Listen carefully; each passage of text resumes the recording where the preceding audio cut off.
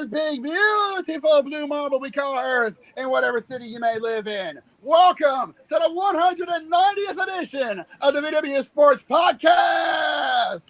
I am, of course, the owner and founder of the bar, Mr. Jacob B. You can call me Jake the Snake, JB. Doesn't matter what you call me. Just don't call me late for dinner. I am being joined, as always, by my co-host and bar keys, first and foremost, Mr. Brandon C.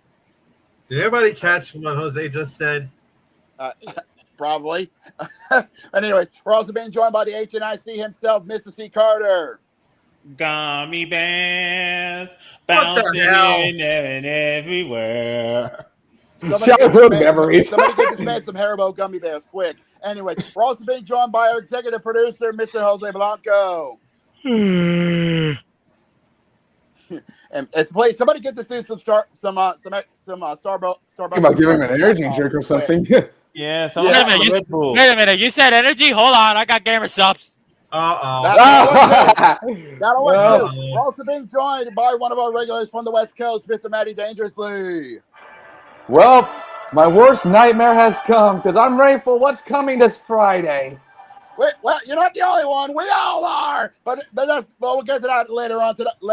We got a lot to talk about because today is the 2nd of September, 2025. Welcome to the month of September, the month of fall, the month of autumn, or the month of remembrance, depending on who you ask. And we got a lot to talk about, and we're not wasting any more time. Let's get this show on the road.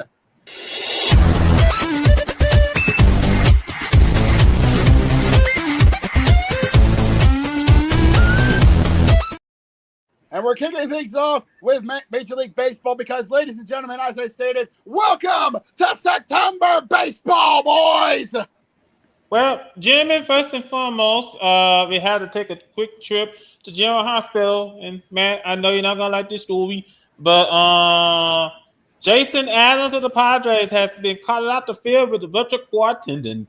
Yeah, it is a quad tear. He is out for the remainder of the season. Bad timing all throughout for the boys for the Friars as they lose their all-star reliever in a horrific quad tear. It is tear. So this is not good for them. Right. Yeah.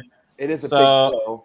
Yeah, it's definitely a big blow. The Padres are 2.5 games behind the Dodgers, but they do have the second NL wildcard spot. So, but man, a loss like that hurts. Hey, he's not the only one going to be going into General Hospital. We got some breaking news as well.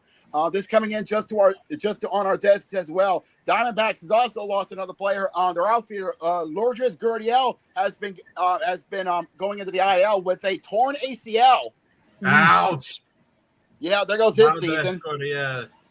Yeah, it was a right knee injury.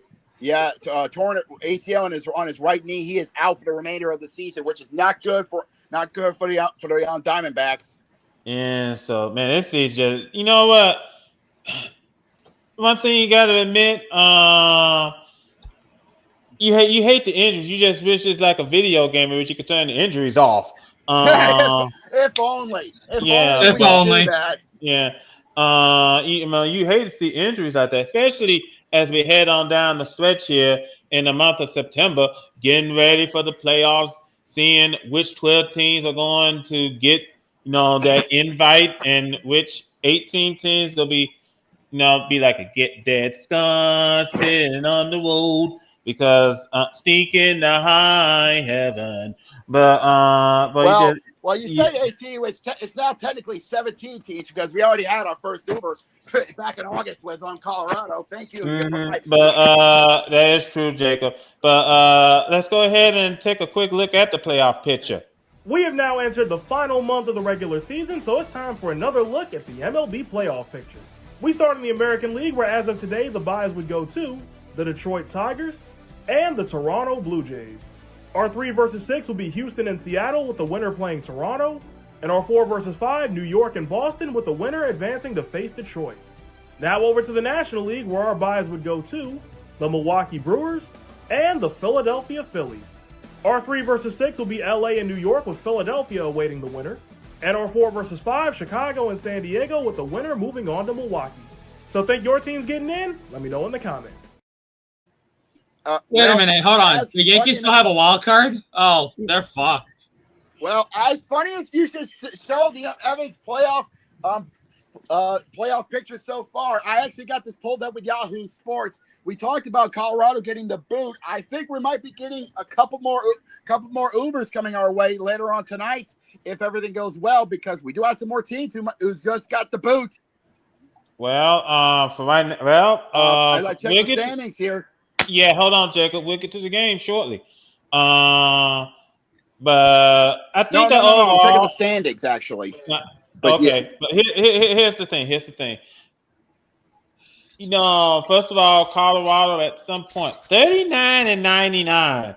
Let's break that record, boys. Let's go. They're not going to, unless they fall out the side of the earth. They are not going to. They are not going to lose over 120 games. They're going to lose over 100 games, but they're not going to lose over 120. If they do, it's a miracle in of itself. But nonetheless, the mathematics on that happening is not very high. They're not going to break it. Well, I'll take those odds. Fair enough. As we welcome into Savage, Mr. Jamal Bedlam. They would have to lose every single game, and they're not going to lose every single game. Yeah, I think they're safe from being the White Sox. Yeah, fair enough. Yeah, fair enough. Hold on, Jacob. Also bring this up because I think another team that probably getting their Uber soon is the White Sox. Funny enough, hold on, Jacob.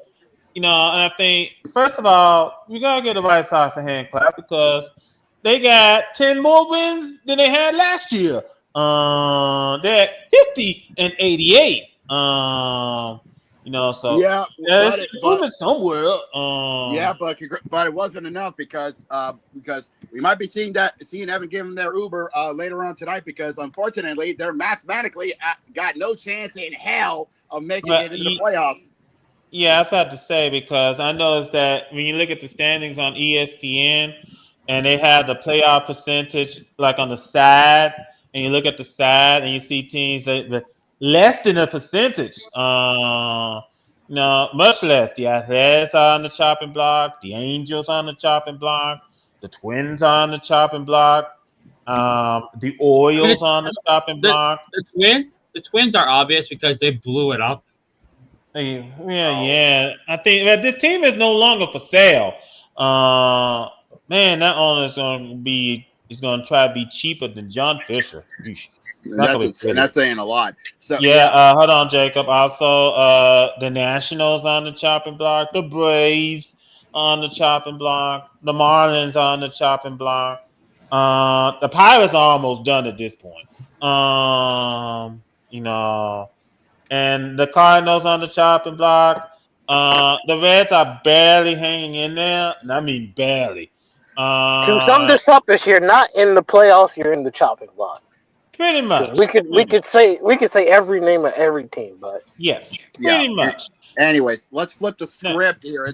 Let's get to the playoff races, because we are in September ball, and that means the playoff racing is now officially underway. Well, I think let me just hit this up real quick, because as I said, there's a lot to cover. But let me just hit this up real quick.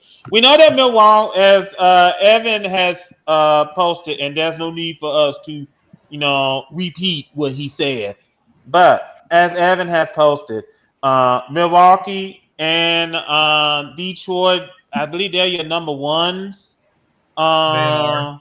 Yeah. So both those teams, if they continue at the pace that they're going, if they continue to be consistent, if they continue to work hard, there is a distinct possibility we could see a Tigers-Brewers World Series. There is a possibility.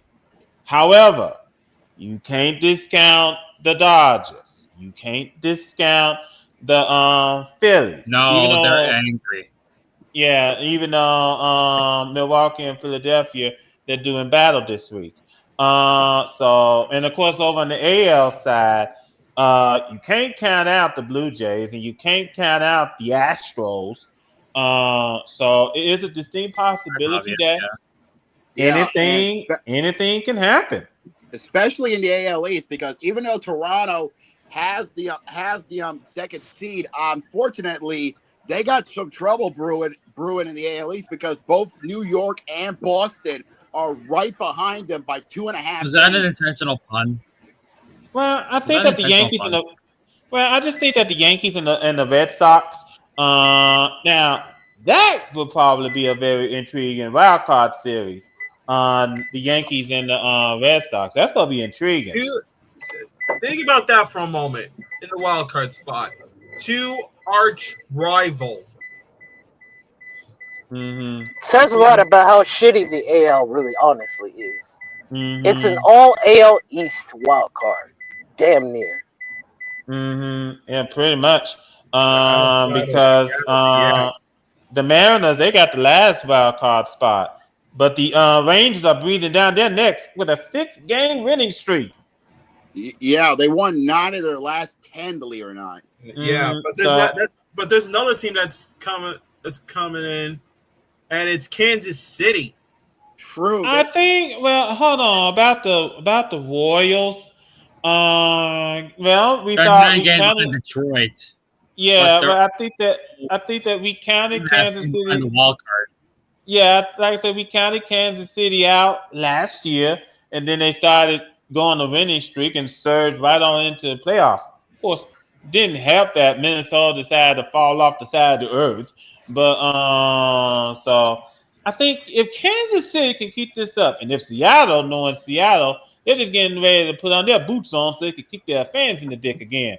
So And meanwhile, over on the NL side, sure, you got Chicago, San Diego, and the Mets holding down the wild card spots, but it's kind of a different story, honestly, because of course Cincinnati, San Fran, Arizona on the outside, but the gap is a little bit wider. Jacob, I don't see it. Here's the thing. Here's how That's why I come I said don't the see it. gap is a I little don't wider. see it. Hold on. I don't see it because the Reds are just too far back behind the Cubs, behind the Mets. They're like 4 games behind the Mets. Yeah. And I just don't see it. I don't see How the Reds. many games do we have this month? We got 30 days. We got 30 days. So that to me still sounds like 30 games. Not that far behind. Mm. It is still possible because this is baseball. Teams fuck up at the most unopportune of moments. That is true. I will not say it's too late until we're like a week left. That is true. That is true. For all we know, New York, the Mets probably might pick the perfect time to just go streaking in the worst kind of way. So, and for all we know, the fucking Orioles win goddamn 20 games on a goddamn road for no reason and bullshit their way into the fucking playoffs. So it's just an impossibility. Anything can happen in sports. When the team decides to put their foot off the gas, well, this is usually what happens. Yeah. So anyway, it is too late for the White Sox and the Rockies because no, they're gone. Yeah. Sometimes they're gonna get their Ubers real soon. If I might get their Ubers tonight. If you're in the upper 50s, low 60s, your chance is not all that high, but it's better than anybody else's. Yeah, true. You can also play spoiler. Hey, spoiler is good. That's what I see. That's what I see. What's that team? Washington. The Nationals. Anyway, heading on up to the fields tonight. First we got some games to help continue the kickoff of September. They play. Yeah, of course they played yesterday. So screw you. Heading out to the fields tonight over in PNC Park. We got the Dodgers and the Pirates. Speaking of spoilers, the Pirates can help the Padres out for the NL West by playing spoiler to Clayton Kershaw and the Dodgers. I don't buy it at this point though. I find it very difficult. True. Nah. Same thing can be said over at Great American Ballpark, aka the Steamboat, between the Reds and the Blue Jays. I give the Reds a better chance than the Pirates. I can see the Reds wanting to fight a lot harder for their spot. That could help. Now, gentlemen, pay close attention what's going on in Detroit. Hold on, Jose. Pay close attention what's going on in Detroit. We have the Mets and the Tigers with McLean getting ready to take the mound again. Yeah, over at Comerica Park. Yeah, Detroit and New York. Possible World Series matchup right here. On standby, coming up at just under 30 minutes. Over with Nolan McLean on the mound. That is one of 3 key games today. Yes, indeed. Then hold on, Jacob. McLean is 3-0 with a .89 ERA. That dude, that dude is not slinging meatballs. He's slinging heaters. Yeah.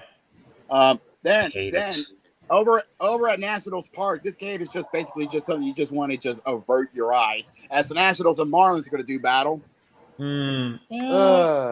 I don't think many people would be interested in watching that. So now over at Fenway Park, we have the Guardians and the Red Sox. That's intense battle right there. That's number 2. That's the second key game. Yeah, because Cleveland can Red play Sox want to keep the gas off of. Yeah, definitely. They could play spoiler and help the Yankees, but also Boston wants to keep the distance away from the Yankees, and that's going to be key in our third game that we'll get up to later.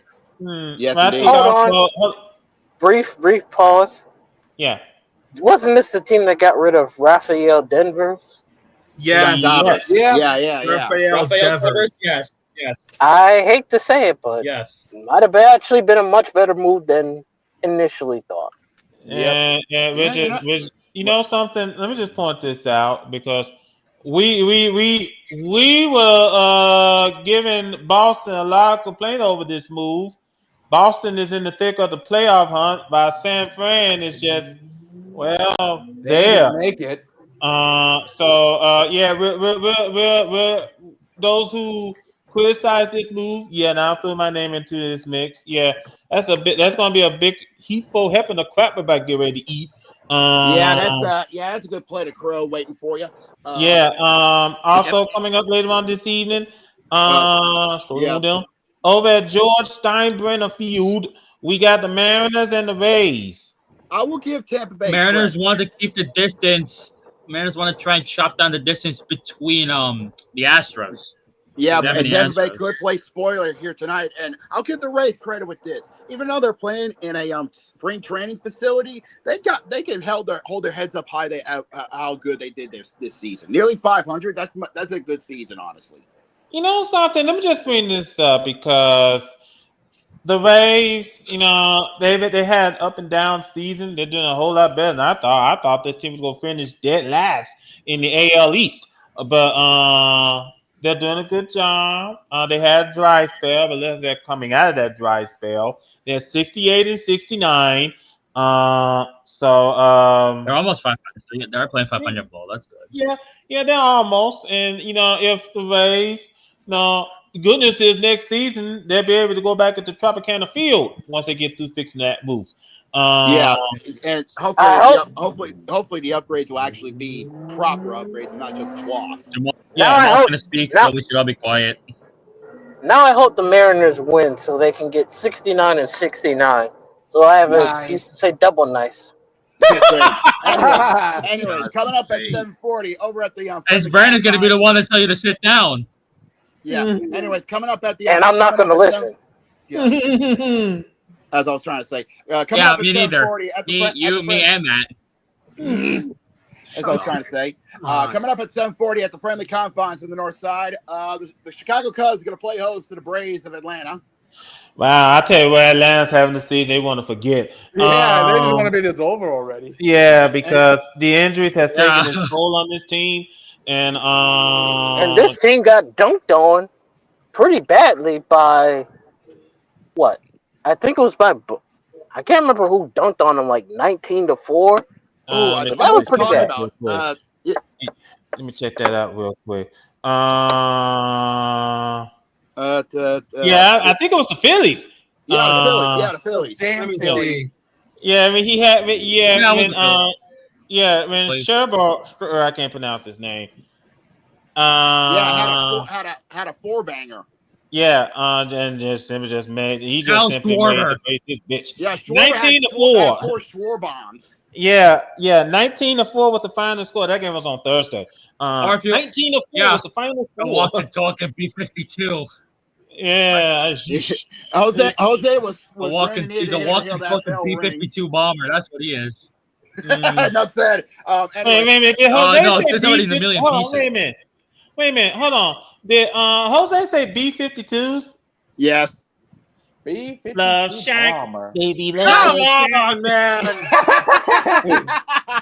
All right. Anyways, also coming up at 7:40 over at Target Field, the Twins will be playing hosting to the garbage White Sox. Does anyone? Hold on, I got a question. Does anyone care I was gonna say about this? No. Yeah. Okay. Now, No, but I do want to divert real quick because wait, sorry. I do want to talk about the Cubs real quick. This does concern about the standings, and I do want to point this to Carter. They are 5.5 games behind Milwaukee. Is Milwaukee? They're already on a 2-game losing streak. Okay, are they going to lose more games? And will Chicago come back from behind, or will Milwaukee stay at the top of the Central? Considering Milwaukee had like one of the longest win streaks in baseball this entire year, I don't see a reason for them to worry. I think the Bulls 45, 25 at home, 29 on the road. Well, I think for Milwaukee, no, I'm not going to push the panic button. I think that the Bulls, they're going to get to the playoffs. I think they're going to win the division because. Hey, someone's knocking at the door. Hey, it's open. Give me here. Now. No, there it is, kid. Hey, welcome in, kid. Yeah, now let me just finish what I was saying. Let me finish what I was saying about. Mr. Bright, how you doing, kid? Let me go ahead and finish what I was saying about Milwaukee. Yeah, go ahead. The hitting is there. The pitching has been there, but the hitting has been the catch up. Milwaukee's at 88 wins. 80. That's it, right? 88. No, it's 85. 85. 85.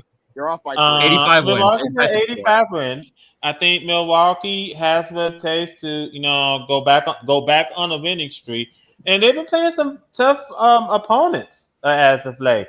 Didn't help that we lost to Arizona, but we played Philly tough last night. So now I do believe they're playing. The question is, can they win in the playoffs? That's the big one. That's the question mark. That's the $160,000 question, because we have seen how inconsistent the Bulls have been when it comes to sale time. Yes. You lost 6 of your last 10 games. Meanwhile, the Cubs won 6 of their last 10. Yeah, I think so. This is going to be a 2-3. Chicago's preying on your downfall in the next 5 to 6 games. That's what they're looking for. That's what they're hoping for, but chances are they ain't gonna get it. What's the milestone, Brandon? Edwin Diaz. Oh boy, what did Edwin do? According to last night, Edwin Diaz reached a plateau of 250 saves. Hey, good on for Mr. Diaz. Interesting. Now it's too bad the rest of the Mets pitching is absolutely fucking dire. You're not. I mean, my God, can we say how bad the Ryan Heasley trade has been? Yeah, I mean, you're not wrong. I mean, they still have somehow better pitching than the fucking Pirates. Fair. Who have the best pitcher in baseball? And yet they can't work. So maybe they're not all that terrible. Fair enough. Anyway, over at Kauffman Stadium, we have the Angels and the Royals. Yep. Royals want to keep close. Angels could play spoiler here. True. Angels can play spoiler too on the K's playoff push and trying to get that wild card spot. The Royals need the win to get Angels can play spoiler here. I will say spoilers for like 2 weeks to 1 week off the playoffs, because that's when the losses really hurt. Yeah, the that's most. when the That's a good call on that part. Anyways, coming up at 7:45 over at Busch Stadium, the Cardinals go head-to-head with the Athletics. But unfortunately, I feel like Busch Stadium has been going a little flat because from what I've been hearing, the fans of St. Louis are a little pissed off at the young Cardinals. Well, to be fair, do you blame them? By the way, the Cardinals are playing against the A's tonight, but do you blame them? This team has been underachieving all season long. And that fans pretty much simply say, you know what, we had enough. In fact, believe it or not, from what I've been hearing, they actually broke a record for the lowest attended game in St. Louis in Busch Stadium history, Busch Stadium 3, with just under 20,000 fans. What the hell? Still not as bad as the Marlins, who had only 153 earlier this season. So, yeah. You want to see bad? Go out to Miami. That's all there is to it. Over at Daikin Park in Houston. Oh, this is a huge one. We got the Yankees and the Astros. All right, hey, kid. This one is very important. This one's now if you're the Yankees. Here's been the problem with the fucking Yankees all season, and I'm sick of them. I don't really give a fuck about this season. They're not. I'll be shocked if they make the American League Championship game, the ALCS. Fair. That's how inconsistent the Yankees have been. I am that sick of them. Here's the problem: Yankees, when it's come to pressure games, never shown up all season. That's true. That's understandable. It's part of the reason why they're. It's part of the reason why they're so entangled in that wild card with Boston, because it's like. But then again, the entire AL East is shocking because we're only 2.5 back from Toronto. Yeah, that's the crazy part. Yeah. That's not the crazy part. And both of you and Boston don't have. That's not the crazy part. The crazy part is that the rest of the AL is ass. It's a whole AL. It's a whole AL playoffs outside of 2 teams. That's kind of bad. Yeah. So and here's the thing: tonight, both New York and Houston are bringing out their heavy hitters for tonight's matchup. For New York, they're bringing out Max Fried for assignment, and for Houston, we're bringing out Framber Valdez for assignment tonight as well. Okay, that's gonna be it's pretty much gonna be a very interesting showdown. You can catch this game on TBS and True TV tonight. Now. Over at Coors Field, the Rockies are one loss away from joining the 100 loss club. They're playing against the Giants. Yeah, we're 69 and 69. So that's a double nice. Yeah, talk about it. Well, it's going to get broken tonight. Either they're going to go above 500 or below 500. Either way, they're going to lose one of their nicest. They have a long winter right there with that one from the Rockies. Yeah. Hold on. Let me just bring this up about Colorado because at this point. You got to figure out what to do here. 99 losses. Get ready to suffer loss number 100, unless they're going to winning streak and avoid it, but that ain't gonna happen anytime soon. Hold on, Jose. I just think that obviously and unfortunately, you got to look at the owner. I think you already fired the manager. You pretty much already fired the general manager. So I don't know what's going on here in Colorado. Who's leading the ship? Because no one. Yeah, I mean, who's leading? Who's leading the ship? Because the Rockies are pretty much just hit rock bottom. Never say that. Don't. Talking about the Rockies, all right. No. You can't say. Do you not remember the trees rule? I was just about to say that, Jose. Remember what the tree said. You can't hit rock bottom because you always can go deeper. There you go. Never say you hit rock bottom. Remember you can only go deeper from there. Anyways, getting into the... Now. Yeah. This game is very important for the Padres to keep close to the Dodgers. Hold on, time out.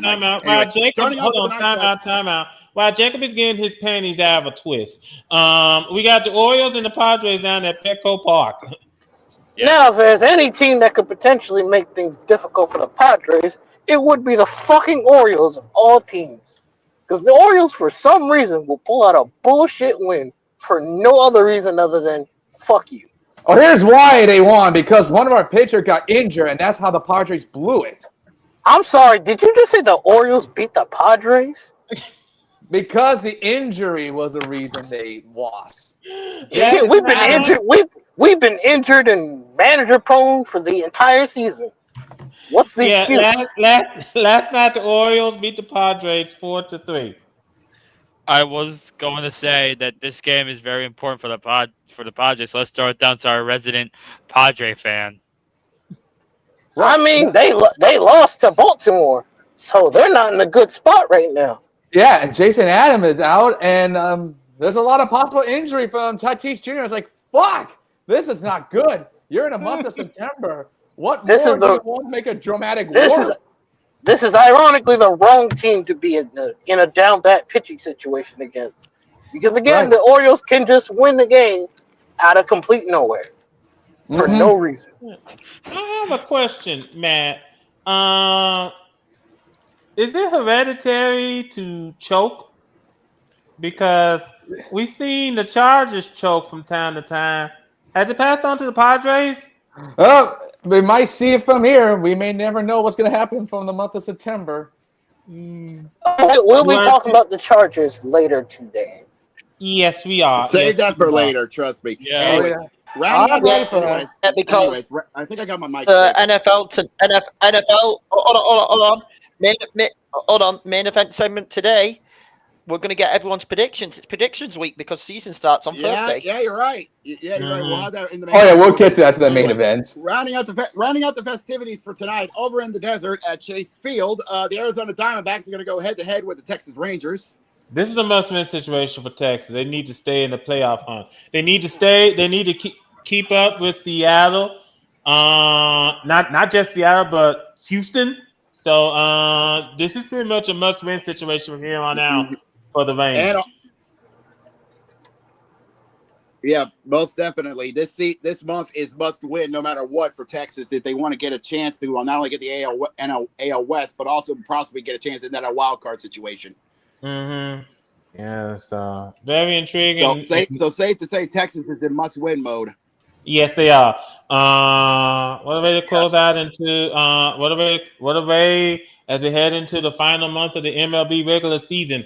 Let's see what happens here. Buckle up your seatbelts, folks. It's about to be a bumpy ride. Lock and load, boys, because the playoff train is cleaned up and spotless, and we got 12 tickets fresh off the presses, and they are only going to the best.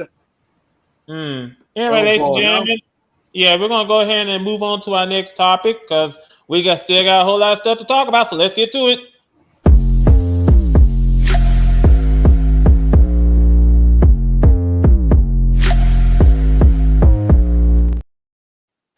Speaking of the playoff pushes, because it's the month of September on the hardwood as well as the WNBA gets set and ready to go to get ready for their playoffs as well. Well, first and foremost, the good news is Caitlin Clark. She participated in practice.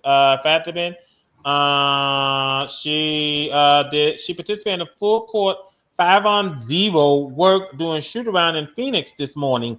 But she is still not clear for contact drills during practice sessions. So she's not clear yet. So it's still unknown if Caitlin Clark is going to be making a return back to the courts for the Fever. Yes, chances are she might not. There's only a week left in the regular season, so chances are she probably might be done unless they clear her quick. Yeah, so this is it. This is the last week of the season. There's no turning back. There's no turning back for these eight. Absolutely. It's all about where they're going to be seated, you know. Also, Jordan Canada returned to the Dream last night. They defeated the Sun 93-76, and now they're tied for second place with Las Vegas in the standings. So she missed 8 games with a hamstring injury. So she came off the bench and she scored 15 points on 6 of 9 shooting from the field in 20 minutes of playing time. So not that bad. Not too shabby at all. And also, let me also bring this up. The Liberty without Inuescu, and Jones. They still beat the Washington Mystics 89-63. Yeah, so thanks for coming. Sparks better. Well, yeah, that Sparks better straightening out. Well, no, that's Mystics. Well, Washington is. Oh, guys, be back in 2 minutes. All right, okay. in a bit. Yeah, the Mystics are out of the playoff, but the Sparks still have a chance of sneaking in because they are 1.5 games behind Seattle, but they got to win out at this final week to have a chance in hell of making it in. Here's the thing, Jacob. They got to win out, and they got to hope that Seattle falls off the side of the earth. Yeah, they gotta hope and pray that Seattle fumbles on the goal line. Pun intended. Yeah, they gotta hope that either the Valkyries, the Fever, or the Storm just lose the rest of their games. By the way, speaking of the Aces, hold on, Jacob. Speaking of the Aces, look at this: 12 straight wins for Las Vegas. Oh, damn! 12 straight. Vegas have picked the perfect time to get hot. Okay. Yeah, something tells me. You know something? Let me just bring this up. After the way how they started this season, it's nice that they picked the perfect time to pick up the pieces and just go running, just start rolling. They picked the right time to start rolling, and they got some fresh rubber on them tires. Now, we can go ahead and tell you first and foremost that Minnesota is going to be the number 1 seed heading into the WNBA playoffs. They're basically got the lock for the number 1 seed. The real battle is in the middle of the pack, believe it or not, for the 2nd, 3rd, 4th, and 5th seed. Yeah, well, yeah, true. Because Las Vegas, Atlanta, and Phoenix, they're going to the playoffs. The Liberty, they're going to get their tickets sooner or later. But like I said, the battle. Yeah, but they're going to the playoffs. It's just a matter of who's going to get the second seed, the 3rd seed, and the 4th seed between Vegas, Atlanta, and Phoenix. Yes, and also Golden State. Wow, you know what? For being an expansion team, they're sure as heck having a wonderful season, 21-18. But they got to keep up the pace. If they want to stay in the hunt, they got to keep up. They cannot get cold because like I said, Los Angeles is on the outside, just sniff it, just waiting. Yep, absolutely. And also, like we said, the Fever, we discussed them. The Fever they're doing all right without Caitlin Clark. Yeah. So they're doing all right, but they just got to find somebody to do something. And do something quick. Because they're still tied with Seattle for the 7th seed in the playoffs with the final week of the regular season. So something's got to give between those two. Mm-hmm. Anyway, ladies and gentlemen, head on out to the courts tonight. We only have 2 games tonight. First and foremost, over at the Chase Center, we got the Liberty and the Valkyries. Yep. That's tonight. Also at 10 o'clock. Also at 10 o'clock over at the formerly known as the Footprint Center. I know it's got a different name, but I can't remember for the life of me. PHX Arena. Okay, the PHX Arena. Okay. I guess they don't have a sponsor. That's understandable. The Mercury and the Fever are going to do battle. Yeah, as I say, that's abbreviation for Phoenix. Yeah, I know. PHX. I know that. I know that. I think that's also for the airport as well. Yeah, I think so. Yeah. But I'll tell you what, because Mercury, you know what? You're having a good season thus far. You're doing a good job thus far. Know that you probably might be wish for something a little bit better, but hey, just keep up the work. Keep up the good work. As we head to the final week, the playoffs are going to be very, very interesting in the WNBA. So let's see how it goes when we get to the dance, because no matter what happens, once the clock strikes midnight on Sunday, it's showtime. Yep, somebody's gonna be not on Sunday, on Monday night. On Monday, on Monday. Yeah. Somebody's gonna be disappointed that they didn't make the cut. That's for sure. But that's the way how the cookie crumbles sometimes. You never know. Yeah. All right, then, folks. Once the clock strikes midnight on Monday, it's showtime. Yeah, let me check out the NBA real quick and see if there's any news to discuss. Because we are getting close to tip off on the NBA season. So is there any updates on there? On NBC. First and foremost, Jeremy Lin has called it a career from pro basketball. Oh yeah, so Linsanity. Yeah, Linsanity is officially done. If you're wondering why we haven't seen him on the NBA courts, it's because he's been actually doing well internationally, believe it or not, in his native country of China. Yeah, Taiwan. Oh, Taiwan. Yeah, okay, yeah, he's actually been winning championships over there, believe it or not. Yeah. So he said, as athletes, we are always aware that the possibility of retirement is never far away. I spent my 15-year career knowing that one day I would have to walk away. And yet, actually saying goodbye to basketball today has been the hardest decision I ever made. Wow. It has been the honor of a lifetime to compete against the fiercest competitors under the brightest lights and to challenge what the world thought was possible for someone who looks like me. I lived out my wildest childhood dreams to play in front of fans all around the world. I will forever be the kid who felt fully alive every time I touched a basketball. So many people have sacrificed and poured into my journey more than I could ever repay. Thank you all for believing in me, for walking with me, for celebrating my highs and picking me up in my lows. This is a ride I never wanted to end, but I know it's time. I will forever miss playing basketball in front of you all, but our time will go beyond just playing. Here's to what's ahead. Love you all. And by the way, he posted this on Instagram, and he posted it both in English and Chinese. So, nice. Hey, stay humble there, Lynn. Stay humble there, buddy. You did well. He finished his NBA career with an average of 11.6 points and 4.3 assists in 480 games for the Knicks, the Warriors. The Knicks, the Warriors, the Rockets, the Lakers, the Hornets, the Nets, the Hawks, and the Raptors. And he won the NBA. And he won the NBA championship with the Toronto Raptors in 2019, nice. His final NBA season. Hey, nice. He's a true journeyman. He's a true journeyman, you know, and that says a lot, honestly. I'm glad he finally got himself a ring. Yes, he did. Yes, he did.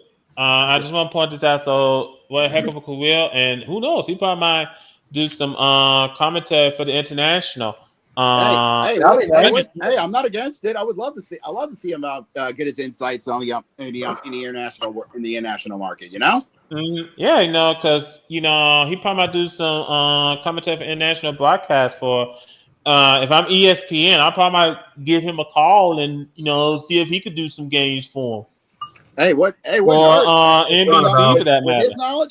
knowledge, it wouldn't hurt it, especially in the Chinese market. It'll be grateful. It'll be grateful, you know. Yeah, he can even reach out to Amazon. So, that'd be even better for the Taiwanese markets. That'd be perfect. Yeah, so I mean, just a whole lot of things to consider. Anyway, ladies and gentlemen, we're going to move swiftly on because, well, let's just go ahead and get to it.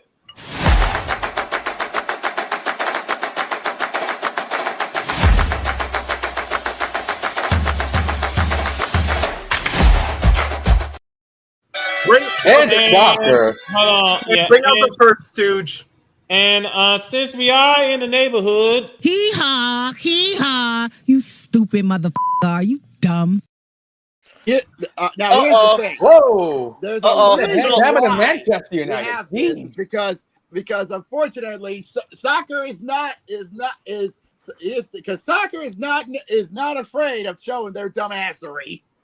Now, boy, what happened between Chelsea and Fulham? Matt. Mate, camera. No. I'm going fucking off. Well, one of the all-time worst VAR and referee performances I've ever seen. That's what happened. I watched it. I was like, what the fuck is hard this game? Chelsea, I'm sorry to say this to you, Matt, and I get you've started the season with 7 points. I think you're frauds. I think you've had a couple. West Ham are a relegation bait team. In that first game of the season, Palace should have had a goal, which was bullshitly ruled out by a far. Mm-hmm. And now this game against Fulham, you go on to win because of two Horrible VAR calls. I'm sorry, Matt. I think your team are frauds. I really think Chelsea are frauds. And we lost Dula for the injury, and then we lost Palmer from groin injury. Yeah. That is going to be a rough situation. Here's the thing. VAR had a stinker. It was never a foul for Josh King's first goal. You're not allowed to spin on the ball anymore. No. You didn't know the Chelsea player was behind him. That was a joke. And then here's the funny thing about the handball, which I'm not saying it ain't a handball to the front player. It is, because the same was given in the City game the day after. But in the build-up, 30 seconds into the build-up, which is the threshold, Joe Pedro handballs it in the build-up. Yeah. It was It's not given. Joke. Nope. Foul was pathetic. It was. Foul was pathetic. I watched it. I was like, it was right there. It was so pathetic. Foul was garbage. I really hate that game so much. I stopped. It was D to the O to the G shit. Yeah, and I just want to point this out that I didn't know that ref ball decided to take a vacation head overseas. They stopped using it after that Chelsea Fulham game. You think Red Ball is bad in America? Try the weekend of Premier League football with these fire officials. I hate the MLL. Yeah, the Premier League has had their fair share of bullshit. Not only with bad calls, but VAR shit in the bed. It is. I hate the PGMOL, the referees board of the Premier League. I have been in this camp now for the past 4 years. Yeah, the refs know how to stink up the joint worse on the other side of the pond. Yeah, they made it worse. Not surprised there. Yeah, yeah. So, speaking of those referees, their head man said that decision was wrong. He said, "Not surprised." Yeah, Premier League referees chief Howard Webb has said guidance wasn't followed properly by the VAR when Fulham's Josh King had a goal disallowed at Chelsea on Saturday.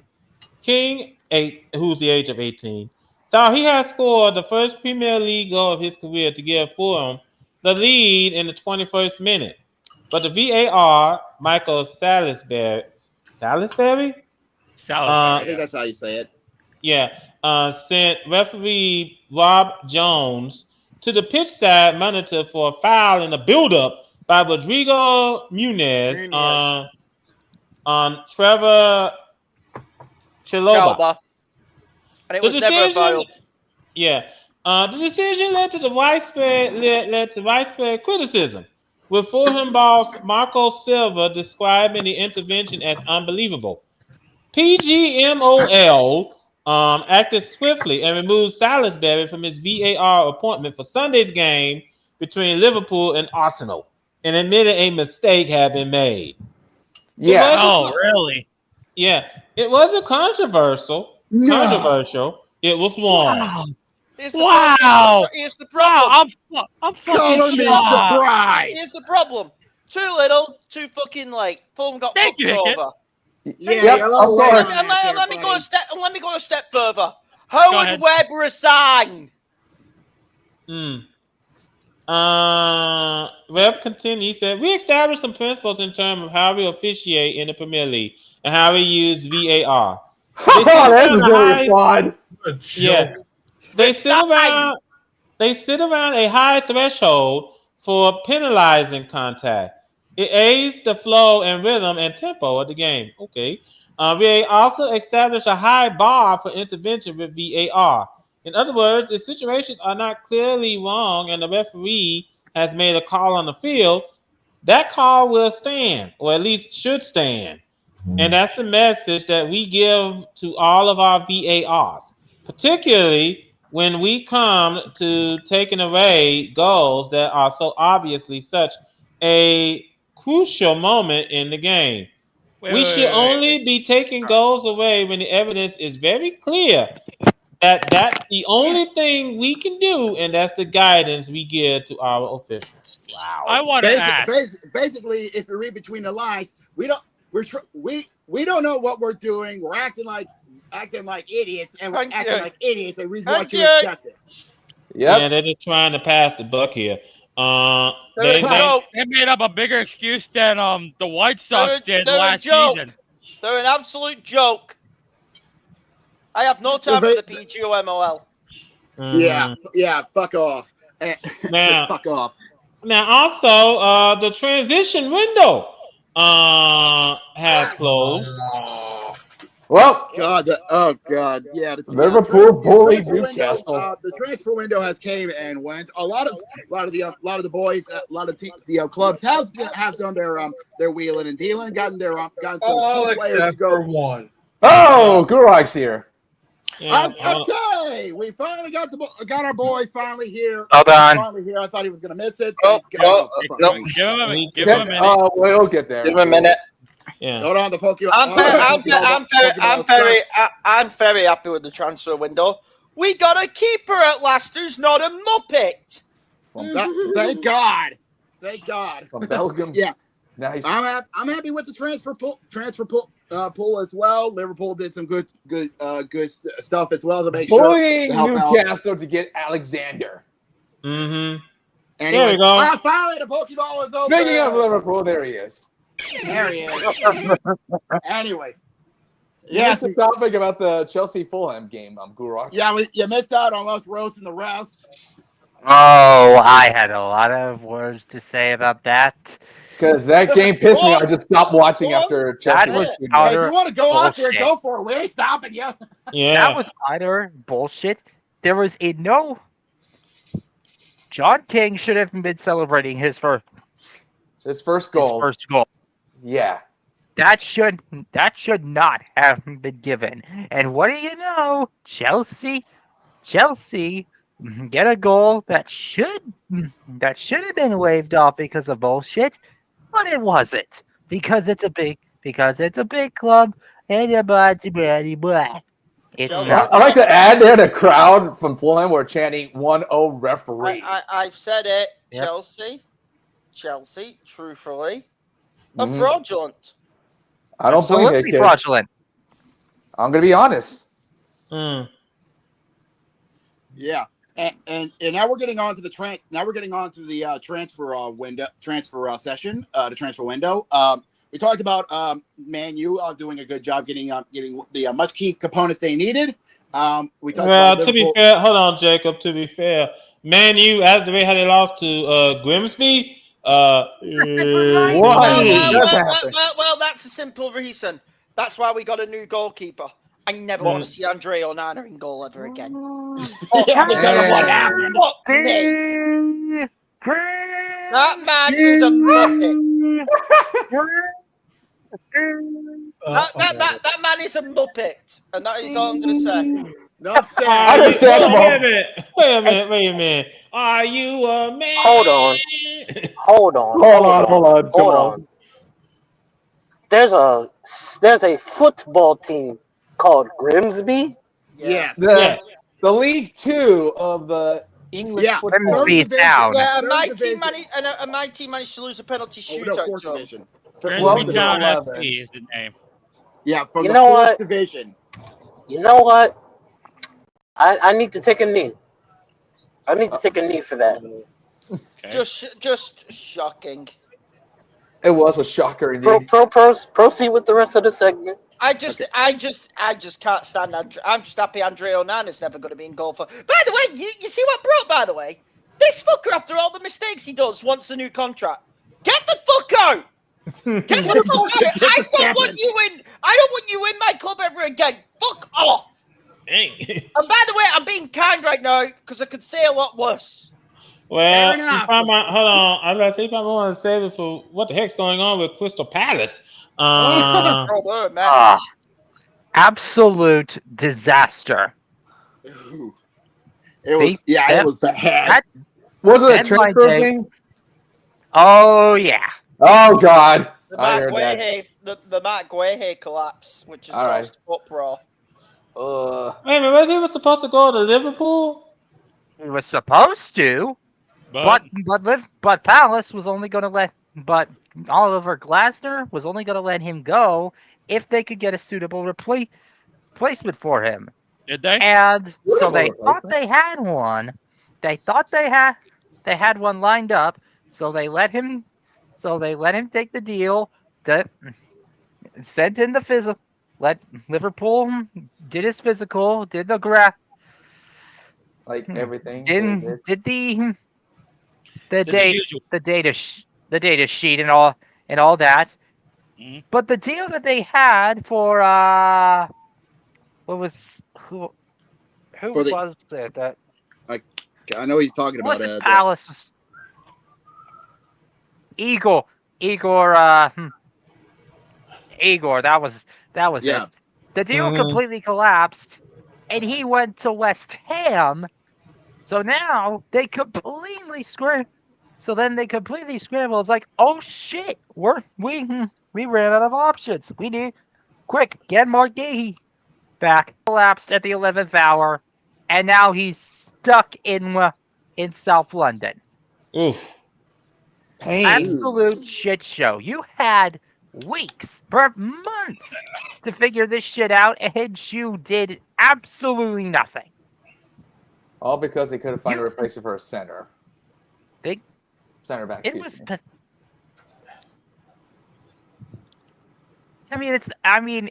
not that I'm not pissed off that I said this yesterday. I'm not pissed off that we didn't get Mark Gahey.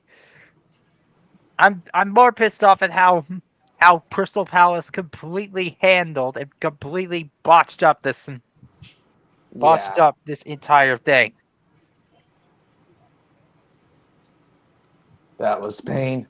Yeah. Now, I want some more information on this story, which I saw from what Gorick sent me from the Dumbass of the Week. Luis Suarez spitting on the Seattle Miami. Yeah. It happened after that League Cup game.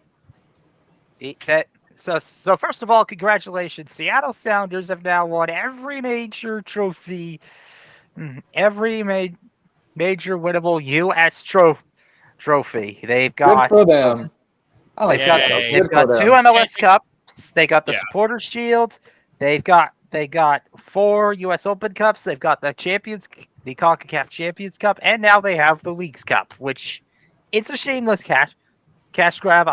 I've been very vocal on that, but it's still an awesome honor to have, and they well deserve it. Mm-hmm. And now Luis Suarez. MLS and Inter Miami knew exactly what they were going to get in, what they were getting into when he was signed to Miami, and they pretty much evaded every single red flag because he's my friends with Messi. Well, guess what? He's basically the Antonio Brown of world football, and he proved it on Sunday. Yes. I hate Luis Suarez as a United fan. So he gets Gurat knows exactly why I hate Luis Suarez. He is an utter toxic. Yeah, he is. Yeah, he is. He is that toxic. Ew. So he's a member he's in Inter Miami. Oh well, that's just fantastic. Oh yeah. So after the loss, Luis Suarez started getting intimidating to a staff member of the Sounders and spit on him, which led to a very bad brawl, which led to a brawl post match. What did Suarez even think was going to happen? I don't think he was thinking. I think it was just purely anger that you lost. Doesn't surprise me. It's stupidity right there, Jose. Yeah, you know the worst part? I don't even think he's good. I think he's going to get off scot-free because you don't think MLS going to suspend him? No. I don't think it's a mixed bag right there when it comes to MLS. Here's the thing. If he said that he's the Antonio Brown of MLS, then I 100% would have to strongly agree that they're probably not going to do fucking anything, which is sick. I hate Luis Suarez. I'm being dead clear on this. I have hated Luis Suarez for fucking years. Ever since and Gert will remember this incident, the Patrice Evra racist incident. that is starting to sound a little familiar. Remember the Patrice Evra race incident, Gurak? You remember that? It led to one of the most. It led to one of the more recent modern toxic Manchester United Liverpool games. I don't think I was available.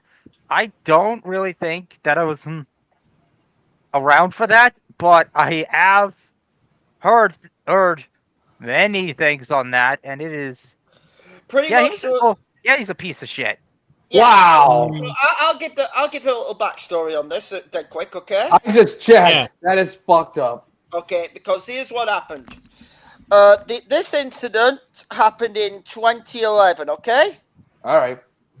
And Luis Suarez was charged for racially abusing Patrice Evra. Wow.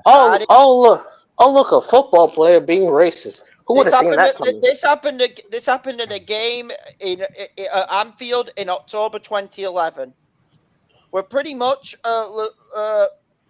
Suarez called Evra the N-word. Oh, wow. Yeah. Yep. That's fucked up. No, Suarez didn't know better. You could maybe say innocence is, but Suarez had done dumb shit before this, okay? Yeah. You should know, pretty much, we know the Spanish word for black is, begins with X. Yeah. I'm not saying it because I'm white as shit, but everyone knows it, okay? But you should know better than saying that, just in general, okay? Yeah. Yeah. This led to a game in 2012, and this was a real toxic affair between United and Liverpool at Old Trafford. And here was the deal: pretty much United, going into this game, United and Liverpool with the bad blood which was flowing, and I mean flowing, because United and Liverpool's a bad blood game to begin with. But during the pre-game handshake, there's always a routine where each team shakes each other's hands. Yeah. Suarez blanks at Evra on the handshake. There is a video of it where he completely blanks him. Sets off, and Evra shoves him kickoff, and it's off back before the game's even started.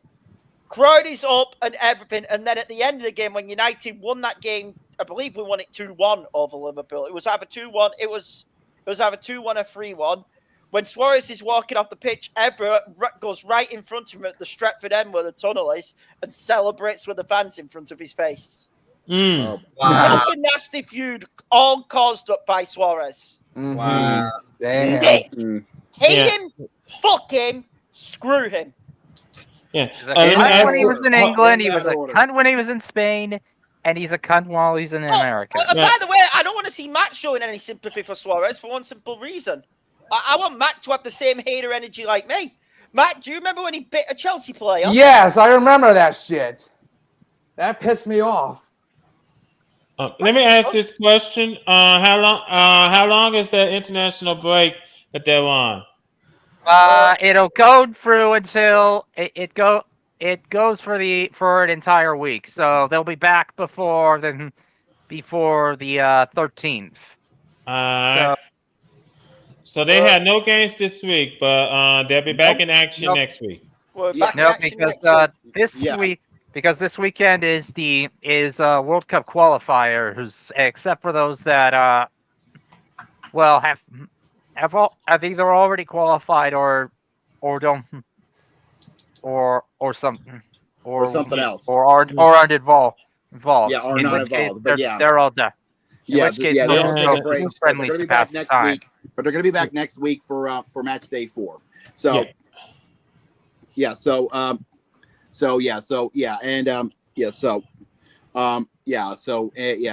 going to run down what happened match day 3. We won't we'll do match day 4 next week. All right, speed through it, Jacob. Quick. I'll keep it quick. Chelsea beat Fulham FC 2-0. Everton beat the Wolves 3-2. Bournemouth FC beat the Spurs 1-0. Sunderland beat Brentford FC 2-1. Man U beat Burnley 3-2. We had a kiss your sister moment. Leeds and Newcastle drew to a 0-0 tie. West Ham United beat Nottingham Forest 3-0. Brighton beat Man City 2-1. Liverpool beat Arsenal 1-0. And Crystal Palace beat Aston Villa 3-0. Yep. All right, then, ladies and gentlemen. That was quick, but yeah, we got. Anyway, ladies and gentlemen. Finally! As Cody is drinking his sorrows away, we're gonna go ahead and shift on up. I'm not drinking my sorrows away. My two teams won. Notre Dame fucking lost. 2 out of 3. So yeah, we're gonna go ahead and head on out to the college gridiron next. Oh wait.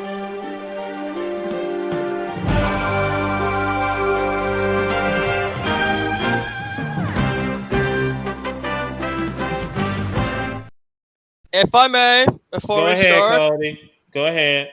Jose, I have sent you something that I think we would like to have the audience.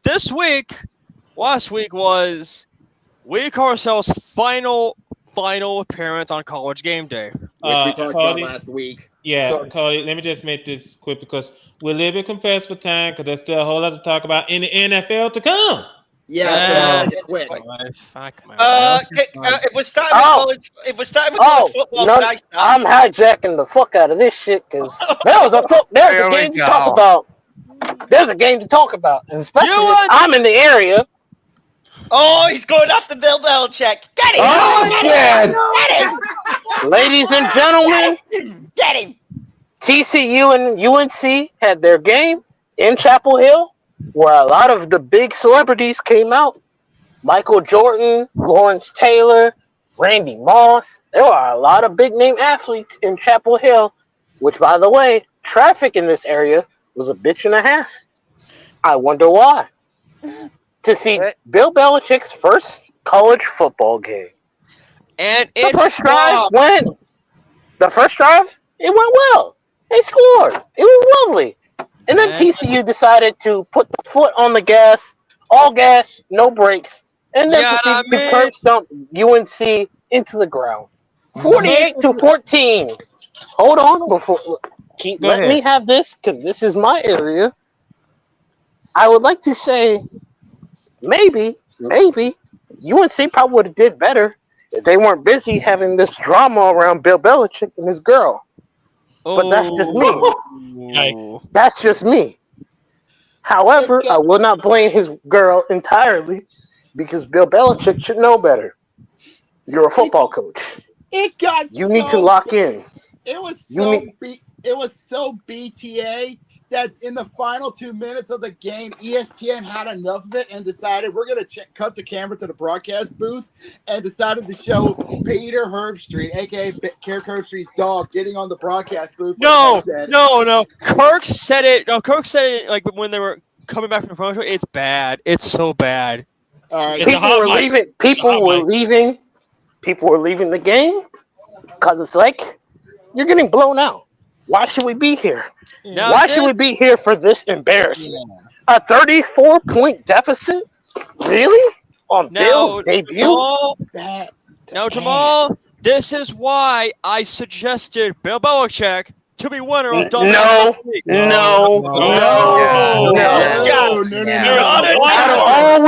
Out of all weeks, I'm not taking anyone arguing otherwise from Jerry Jones. No. Trust me. I'm not taking an argument from anyone else. Yeah. I'm not taking an argument for everyone else. I could humor Weavile last week. This one, I'm not humoring shit. Jerry Jones deserves to get cooked. We'll get to that. We'll cook it in a bit. Hold on, gentlemen. Let me just also bring this up about last night. First and foremost, why would you stay? I mean, all those big stars, and just to stick, you gonna have them stick around and watch your team get viciously assaulted with no lube. I mean, it wasn't. They were just bludgeoned to death with a cross.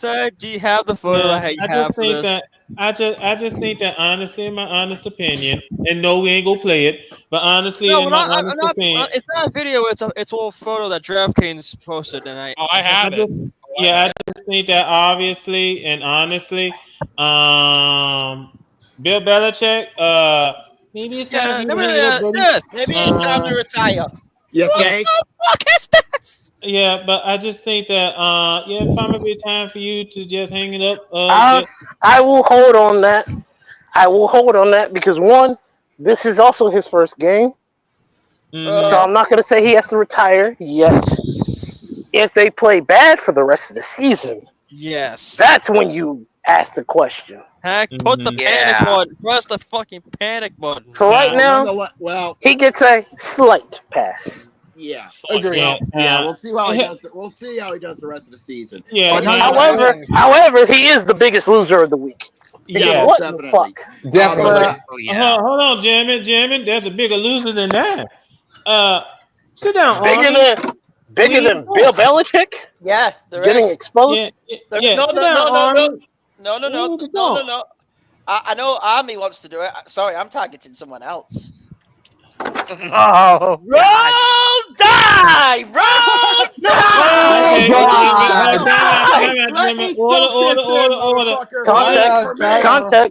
Context for this. Alabama lost to the Seminoles. The whiny team. Yeah, all in the court. First and foremost, we'll go one at a time. First and foremost, what happened between Army and Towson State? Towson State. Yeah. Hold on, Towson State. Towson State? Yes. Arlington. That's an FCS school in Texas. Yeah, they beat Army. They actually beat the Black Knights of Army. Hey, they didn't just beat. They didn't win it by a field goal. No, that's not the full story.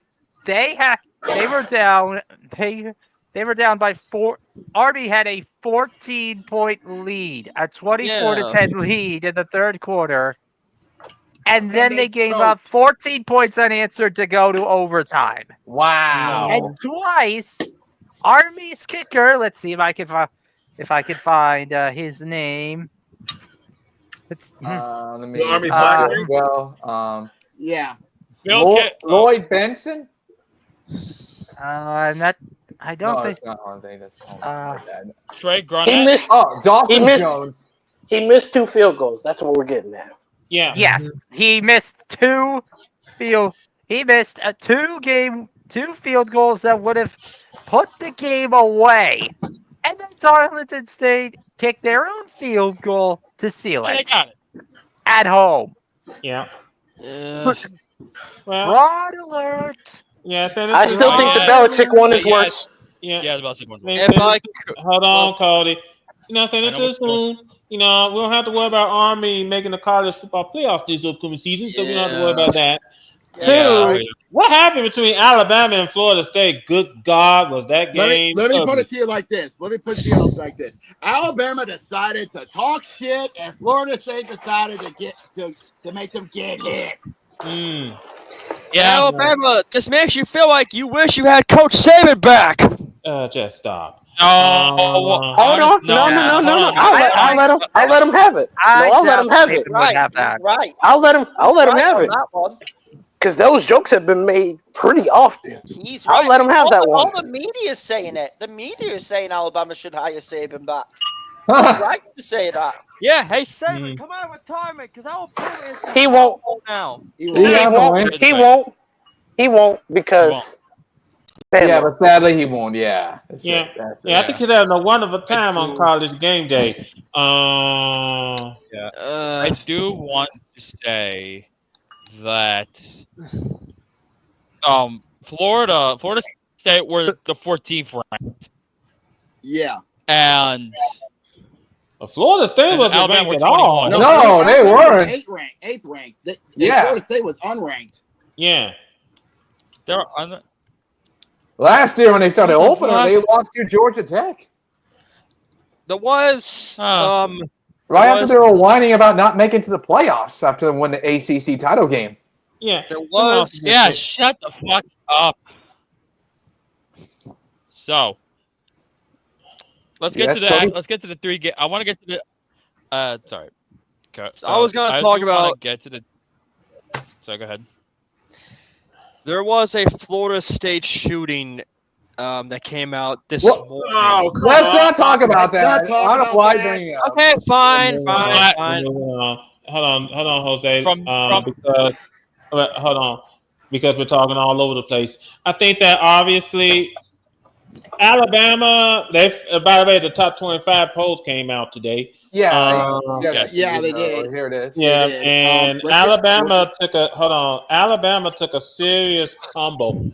Down to number 21. Yeah, 6-21. Yeah, that actually 8-21. They were out. Yeah, 8-21. They were number 8 in the nation. All right, so here's the rest of them. If I can read it to you. Just give me the top 10. Okay, top 10. Number 1 is the Ohio State Buckeyes. Yep. Number 2, the reigning champs taking on number 1 spot. Number 2, it. staying in number 2 is Penn State. Penn State staying in the number 2 spot. The Lions. They just destroyed Spiking to number 3. Here's the thing. Spiking to number 3 is Jacobs, LSU Tigers. There you go, Thank you very Jacob. much. We move up from number 9 in the nation to number 3. Georgia takes a bump up, believe it or not, to number 4 in the nation. Easy win against Marshall. Yep, Miami. Yep. The Hurricanes of Miami move up 5 spots to number 5. After a close win against Notre Dame. Win in their Convicts Catholics matchup again in a wet Hard Rock Stadium against Notre Dame. Mm-hmm. Yep. What about Texas Tech? Because me and Jacob talked about this in the Instagram. They had a bad storm.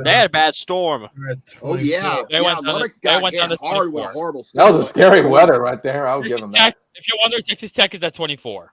They got bumped down one, which is weird, but what are you gonna do? Yeah. But anyway, Oregon is number 6. Yeah, Oregon's number 6. Texas took a heavy tumble. Yeah, they took a heavy tumble after they felt the wrath of Big Ten defense. The Ohio State. Columbus. They are now number 7 in the nation. 7, yep. Yeah. Clemson's number 8 after they lost to LSU. Yep. Notre Dame's number 9. They only went down 3 slots, but they're still in the top 10. Shockingly. Yeah. What about my Hoosiers? Hold on. I think it was fair because. Hold on. It was a fair move for Notre Dame to stay in top 10 because they played great. They weren't playing sluggish. So they went down. They went down swinging. That's what happened. They went down. Yeah, so they slowed down a little bit. So it's fair. Indiana is to give Cody some leeway. Indiana is still in the top 25, but they're in the bottom 3 at 23rd. Yeah, the AP poll. Look, the AP poll doesn't know shit from Shiona. Right. Yeah. Number 10. They probably might not like the way how you be Old Dominion. That team is easy. It was a respectful W. It was an easy win, except for Virginia Tech after what happened a long time ago. Yeah, well. Number 10? Yeah, number 10 is South Carolina. 10th spot. Mm-hmm. And now we could get to the rest of number 11 to 25, which already said about Alabama. We're not going to do 11 through 25 because there's a lot to talk about as it is. Yeah, let me go ahead and hit the elimination track. Ladies and gentlemen, welcome back for week 1 of the College Football Playoff Elimination Tracker. This is a week-by-week update of the College Football Playoff race and who all's still in it. The rules are simple. For a power conference team, it's 3 losses and you're out. For a group of 5, it's 2 losses and you're done. A power conference team losing to a group of 5 is not instant elimination. The only thing that is a loss against an FCS school. And when a team is eliminated, they do not come back no matter what. Got it? Let's go. We started the week with 136 teams in the hunt for the college football playoff, and you're thinking, surely nobody got knocked out in week 1, right? But this week, we actually did have some eliminations. So say goodbye to Army, Sam Houston, and Middle Tennessee. Which brings us down to 133 teams. We'll get a look at them and their conferences in a moment. But first, I have to introduce a new concept, and that is knockout games. But Evan, what's a knockout game, you ask? Well, a knockout game is a game between 2 teams where the loser would be eliminated from the college football playoff no matter what. So that'd be a game between a pair of 2 2-loss power conference teams, or 2 1-loss group of 5 teams, or a 2-loss power conference team against a 1-loss group of 5. And in week 2, we will see 2 knockout games, those being Oregon State versus Fresno State and Marshall versus Missouri State. Now, let's go conference by conference and look at the 133 teams still in the hunt for the college football playoff. I want to make a quick note before we get started with this section that I recorded this ahead of South Carolina versus Virginia Tech because I know there's 2 games today, 1 game tomorrow, but nobody's at risk of being eliminated in any of those games. So, yeah, let's keep it moving. Now, the ACC didn't do that well in the spotlight this week, but could have been worse. They went 11-2 overall and had no eliminations. But then again, this is the time of year where you don't see too many eliminations from the Power Conference circuit. If you're asking which conference had the worst week out of all the Power Conferences, the Big 12 would be a solid answer. Their 3 losses are the most out of any on the Power Conference circuit. Thankfully, though, no knockouts, although Kansas State came awfully close. But as for which conference had the best week, look no further than the Big 10. Just 2 losses, they were nearly perfect. Just Northwestern and UCLA couldn't get it done, but everybody else looked solid. Now, the SEC on the whole didn't have too many losses. In fact, just 2, but the 2 were very impactful, Texas and Alabama. And in a season where they need to prove that they're still like the conference to beat, not off to a good start, although LSU did hold down the fort. Now, on the Group of 5 circuit, the American had far and away the best weekend at 9-5, the only Group of 5 conference supposed to winning record this weekend, though they did suffer an elimination in Army. Week 2 is where Charlotte and FAU went out last year. This time around, the 49ers are home against North Carolina. That's going to be a tough test. Owls at home against Florida A&M in a game that they should win handily. Oh, week 2 was also where Temple went out last year. The Owls are home against Howard, so not thinking they're in any danger this time. Now, Conference USA got hit hard this week, and they might be setting to take another blow. 6 losses and 2 teams knocked out of the playoff race, and the hits just might keep coming here. Week 2 is where Jacksonville State, Kennesaw State, and UTEP went out last year. This time around, Gamecocks home against Liberty, Owls are at Indiana, and the Miners are home against UT Martin. So of the 3, UTEP is the only one I put money on surviving the week. As for the independents, UConn looks solid, albeit against an FCS team in Central Connecticut State. Notre Dame plays today against Miami. Should note that I recorded this on Sunday afternoon ahead of South Carolina, Virginia Tech. But if you're looking for the worst weekend in the FBS, you're looking for the MAC at a record of 4-9, the only conference with a losing record. It was not pretty. Week 2 is where Akron, Kent State, and UMass, and also Western Michigan went out last year. This time around, the Zips are at Nebraska, so that's looking rough. Golden Flashes at Texas Tech, Minutemen home against Bryant, and the Broncos are home against North Texas. Now for the Mountain West, it could have been better, but it also could have been worse at a record of 6-6. Week 2 is where Nevada and Wyoming bowed out last year. This time around, the Wolfpack are home against Sacramento State. The Cowboys are home against Northern Iowa. Now, the Pac-12 could probably have used a redo on this one. 1-1 with Washington State scraping by against FCS Idaho, and Oregon State getting pummeled at home by former Pac-12 rival Cal. Well, there's always next week, guys. Now, the Sun Belt had some promise, but they might be losing a playoff hopeful in Louisiana. The Raging Cajuns are still in it, though. I want to point that out. Week 2 is where Old Dominion, South Alabama, and Troy went out last year. This time around, Monarchs home against North Carolina Central. The Jaguars are home against Tulane, and the Trojans go to Clemson. So is your team still in it? Let me know in the comments, and I hope they come back in Week 2. But until next time, I'm the voice of Evan, and remember to always keep the vibes high. I want to talk about the Washington State game because I don't know if anyone watched it but me. Oh boy! Are you Make it quick? quick? Yes, I watched the whole fucking game. Wow, Make it quick, okay? or something? Make it quick, Cody. The craziest thing was at the ending of the game, and like I thought the game was over because Washington State had the victory. Then the refs came back out and told, "No, this game isn't over. We got 3 seconds." What? Okay. And then that's it. Now, yeah. can we talk about the 3 games that matter the most in Week 1? Ohio State and Texas, and you already talked about it, yeah. I still want to talk about it because that was a defensive masterclass. That's what that was. All right, make it quick, Jose. I already said it. I said it.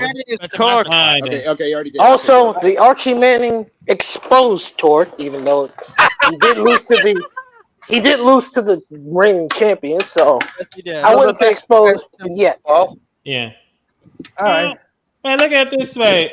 This weekend, he has a bounce back game. He's playing against San Diego. He's playing against San Jose State this weekend. Doing something as usual. Yeah, I'm gonna have to make this quick because So starting off on Saturday morning, Florida State will be playing at home against East Texas A&M. Also, hold on, Jacob.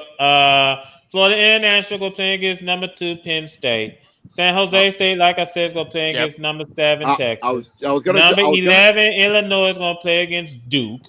We got number 14 Florida State going to play against East Texas A&M. We got Iowa going to play against. We got Iowa going to play against number 16 Iowa State. Ooh, bragging rights. Rivalry game already. Oh boy. Yeah, bragging rights. We also have over on the CW. Wow, this is gonna be a good one. We got Baylor and SMU. Ooh, spicy game. Also later on, Kennesaw State will go off to Bloomington to play against number 23 Indiana. That's our game to fucking win. We also got coming up. We got over on TNT and True TV and HBO Max. You got Kent State and Texas Tech. Number 24. Longhorns taking on San Jose State. Yeah, I brought that up already. Also coming up over at Kyle Field in College Station, we got Utah State and Texas A&M. We got Queen Pie in the making in Ohio State. At Ohio State, and we got Grambling and Ohio State. Yikes. Yeah, Grambling is an HBCU school. Go luck, Grambling. You're fucked. Yeah. I think he's seen enough. Also coming up at Sanford Stadium. Gee, I want this stadium named after Sanford and Son. I'll leave that alone. We got Austin P and Georgia. They're gonna do bad. That game's not gonna be pretty. Yeah, expect murder. Yeah. Over in Eugene, we got Oklahoma State and Oregon. An intriguing matchup. Clemson, this part might be their bounce back game. They're playing against Troy.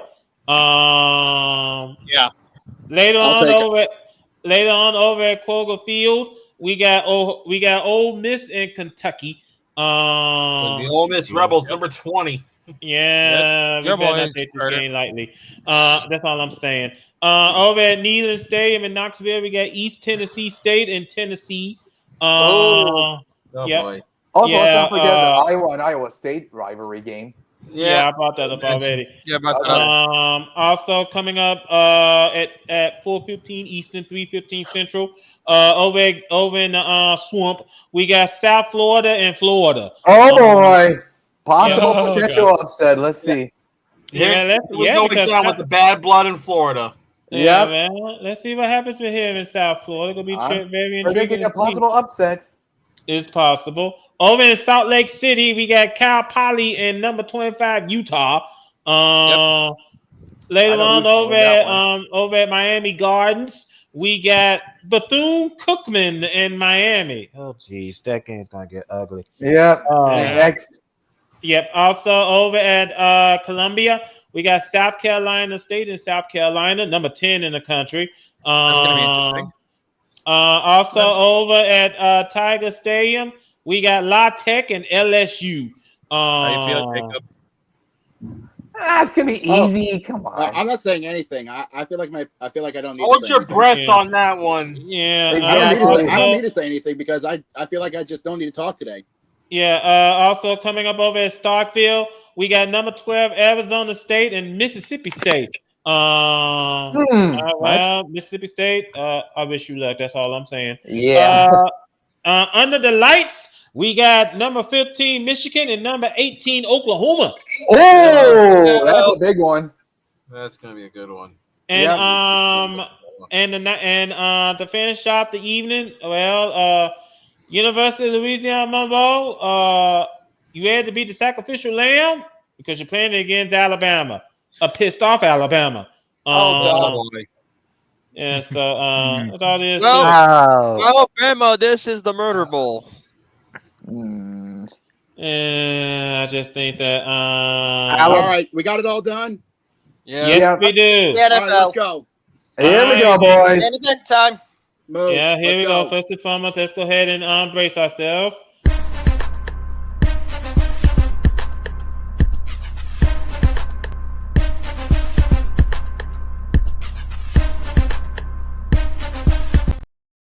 step right up, folks. Let's talk about Jerry Jones. And since we are in the neighborhood, hee haw, you stupid motherfucker. Are you dumb?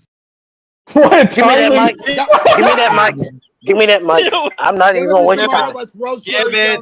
Jones. Just give him the mic, Carter. Give him the mic. There you go. Jerry Jones, you win Dumbass of the Week. I don't care who else was nominated. It don't matter who else was nominated. Because why would you trade Micah Parsons to the Green Bay Packers of all teams? Seriously? Let me tell you something about your defense.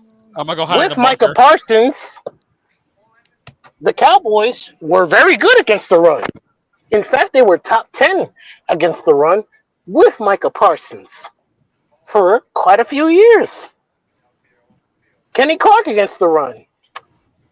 The Packers were middle of the road to pretty ass. So you want to stop the run by getting rid of Micah Parsons, who has a better PFF grade against the run than both Kenny Clark and DeRon Bland, who you now decided to pay money to. You paid DeRon Bland his money, but not Micah Parsons, who wanted to stay, but he got irritated and tired of you wasting time talking to him and not his manager. We have agents for a reason. They have agents for a reason. Negotiate with the agent and you get the player. It may have worked with someone like Lamar Jackson, who doesn't really have an agent, but you're not going to get that away with someone like Micah. That's not going to work, Jerry. And now you just gave a generational player to the Green Bay Packers, who might just be a top team in the NFC because of a move like that. Congratulations, Jerry. You are Dumbass of the Week. I'm not hearing anything else on another dumbass, because how do you give away a generational defensive player away to one of your biggest rivals? A team who's knocked you out the playoffs. A team who's won a Super Bowl in your own stadium. What are we doing? A team that knocked you out the playoffs last year, by the way. Give him the award. Give him the award. Don't even waste my time. It's all his. Yep. Oh, no, the award is 100% Jerry Jones. What I'm saying is, though, the Packers knocked you out last season. It's not like this is an old one. No, this one is fresh. And now you give them your best defensive player. And the year before that. The Cowboys are bums. The Cowboys are jokes. No, I'm fucked this week because my opponent has Saquon in fucking Money League Fantasy. Fuck me. I'm fucked. This team is bums, and we'll get into how bad I think they're bums later on in this segment. But Jerry Jones, you are a fucking... They had the agent today on ESPN First Take. The agent. What happened? And he was professional as all out.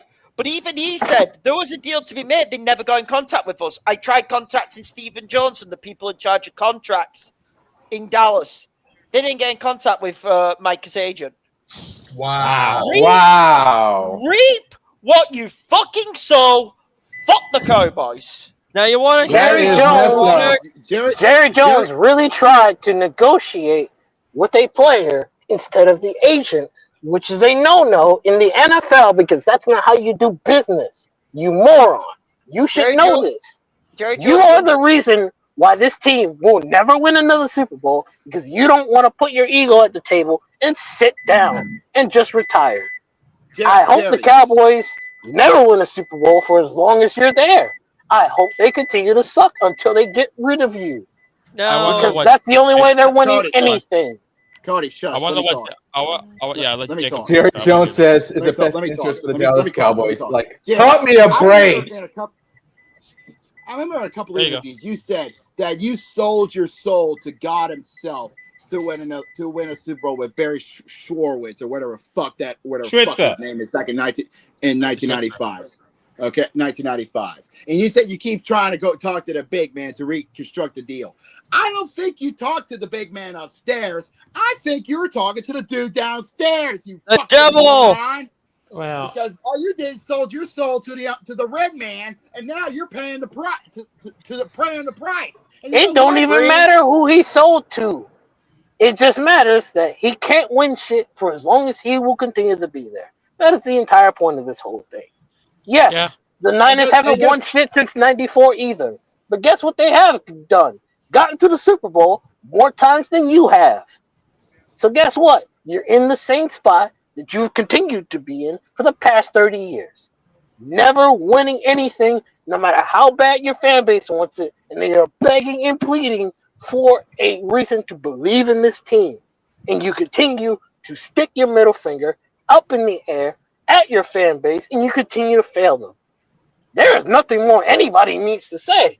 This team is an embarrassment. Refresh my Absolute wing-wongs. Yes. Refresh my memory, gentlemen. Aren't the Eagles and the Cowboys playing on Thursday night to kick off? Oh my God! That's the game we're going to talk about. You got rid of fucking Michael Parsons when you're playing Saquon fucking Barkley. Week 1. What are you doing? Did you not see what that dude did last season? And you want him to run against your defense with no Micah? Thank God I grabbed Philly's kicker because he's the one. If anyone on this podcast picks the Cowboys, I need you to outline your reason why. And if you can't give me a proper reason, hold on. And if you can't give me an actual, articulate, factual reason, I will gladly, kindly take my foot to the kick button and kick one of you out this call.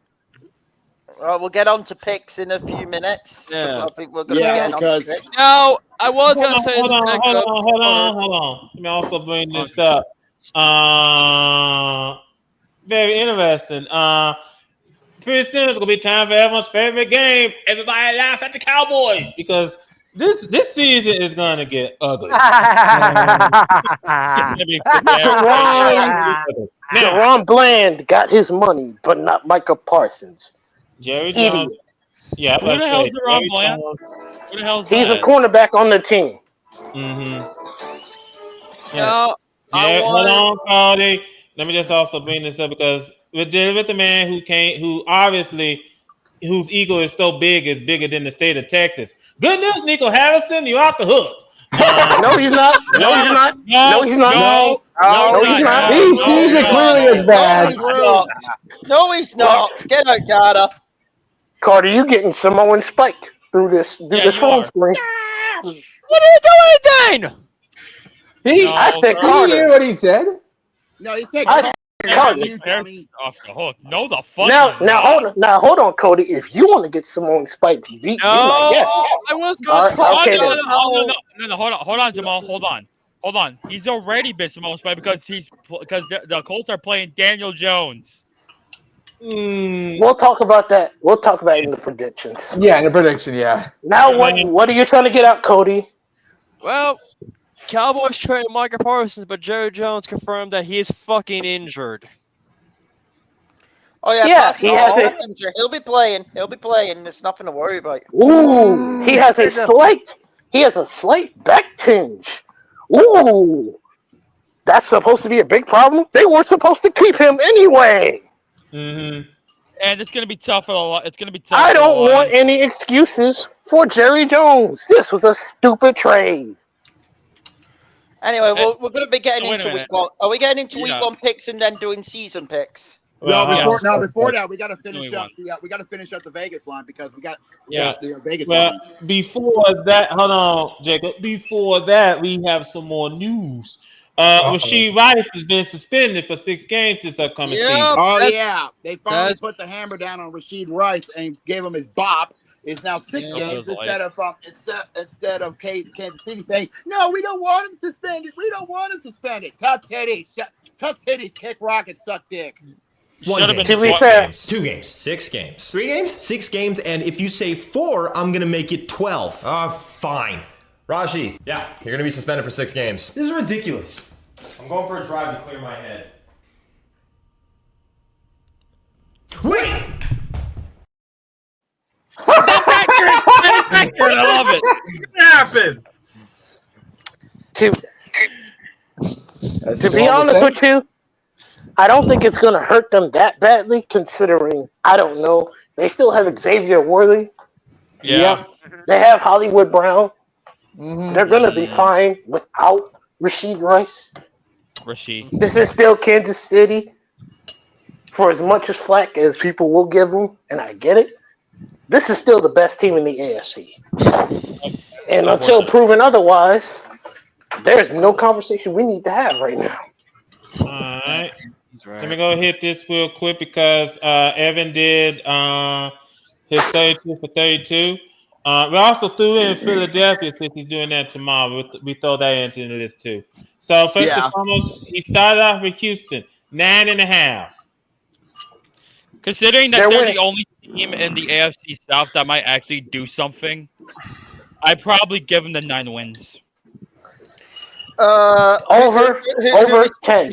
Who are we starting with? Houston. Over 10. 10 or 11. Houston Texans for me. I'm having a look at their schedule. Week 1 loss. I think I actually think that what's the win line? 9.5. I'm going to take the under. Really? Really? The start to the season is fucking torrid. So I don't think and this will go into my predictions. I actually don't have the Texans winning. The opener is against the Rams. That's why. No, Who's winning the division? Who's winning the division? Jacksonville. I have Jacksonville. I ain't gonna lie. That might be a nastier prediction than Carter saying Seattle in 6. I'm not gonna lie. I'll argue it when we get to our main predictions. Houston's opening 5 games to talk. Listen to this opening 5, and this is why I would actually take the under, okay? Go ahead. You travel to the Rams. Now, no, if you can knock out Matthew Stafford, be my guest, please do. Then you've got the Buccaneers, which is a pick-em game, even though it's in Houston. That is a pick-em game. Remember, they haven't got their running back one in Joe Mixon. He's on injured reserve. He misses the first 4 games. Yeah. Then you're in Jacksonville. Then you've got a game against Tennessee you should win. Then your next 3 after that, Ravens on the road, Seahawks on the road, and then a home game against the Niners. Then you've got the Broncos. Then you've got 2 divisional games but against Jacksonville, and I think they sweep Tennessee. Then they've got to play Buffalo, and they've still got to travel to Kansas City and the Chargers. I think the under's a great bet here for 9.5. Yeah, that seems like a tough schedule. Yeah, I'll go over with 10. Yeah, I'm going to go over as well. I think Houston's going to win the AFC Sugar Ditch division, but I'm just going to go over barely. I mean, because as his kid pointed out, that schedule is tough. That schedule's disgusting. I'm going to take the under. And Jacksonville winning the division. Yeah, you really think of picking the Colts? I'm not expecting you to pick the Colts, but I'm not gonna lie. That's a nasty. I can't pick Tennessee because we don't know what Cam Ward is yet. Right. He's a for you, head. That's not the issue. That's not the issue. No. You have that much faith in Jacksonville of all teams? It's crazy, dog. I think Jacksonville are a real sleeper this year, and I'll explain when we get to main predictions. Fair statement. Okay. All right, next let me get mine. Yeah. Hold on, before you move on, let me get mine. I'm going to go to the coin on my end. Over, heads, tails, under. All right. Heads, I'm going over, and I'm going to just go barely over at 10 as well. Fair. All right. Now then, next up we got Detroit at 10.5. Ooh. Hear me out, though. Detroit almost actually. Detroit showed last year that they were this close to making it. How many years have we said that though? A lot. We heard that. Yeah, they lost their first playoff game last year. I'm just gonna break the ice. Texans, 11 wins. Not a chance. Not a chance in hell. I will come back to that. Because it's going to be possible, but if you have the most laughable take I've heard. Jacksonville winning. Yeah. Oh, let Brandon explain because he's about to say something. Why he's taking 11 wins? Go ahead, Brandon. Houston's getting 11 wins because I see a few that are gonna give Houston a bit of trouble, but not what are those very teams? much. What are the teams? I'll just say this: as Houston improved that offense. Oh wait, they trade Wilkins to fucking Washington. Oh, that's my case. Oh yeah, that's why. Yeah. Yeah, Wilkins. Yeah. Lions. Lions. Next team. Despite Lions, that hindrance. Lions 10.5. Yeah, this is an easy They're one. the under. They're the under. They're the under. 9.5. It's 10. Is it 10.5 or 9.5? Yeah, 10.5. Yeah, 10.5. They're the under. You're going under? Yes. Because how many times have they gotten to the dance and not shown up? How many times have they struggled when they haven't needed to struggle? Give me the under. They got Chiefs, Ravens, Commanders, Buccaneers. Their division is still pretty hard as it goes. Yeah, the NFC North. The NFC North is hard if they split it. I want to hear Jacob. Sorry. Go on, Jacob. Go on. I'm not gonna say under. I'm gonna say they're gonna cover. I'm gonna say they're gonna cover because of how hard that because of how hard that division is. You know. Yeah. I'll go next. I'll be honest. 10. If this was 9.5, I would go over because I see 10 wins. 10.5. I can't seeing the same thing. I have them at 10. I have them at 10 wins, so I have to go under. Yeah. I'm with you, kid. I'm with you. Under. 10. Yeah. I'm going to do the same because keep this in mind also. Aren't the Lions bringing in 2 new coordinators? This Ron Gordon and Kelvin Shepard. Hold on. But the main thing I think everyone is forgetting, and even with the new coordinators, and I agree on that argument, new coordinators, new challenge. Something everyone is forgetting is the Lions are getting 16 players back who were first teamers on their defense, only on one side of the ball. Yeah, you're right, and they're all. That is a scary thought. Another thing they got to worry about is the health.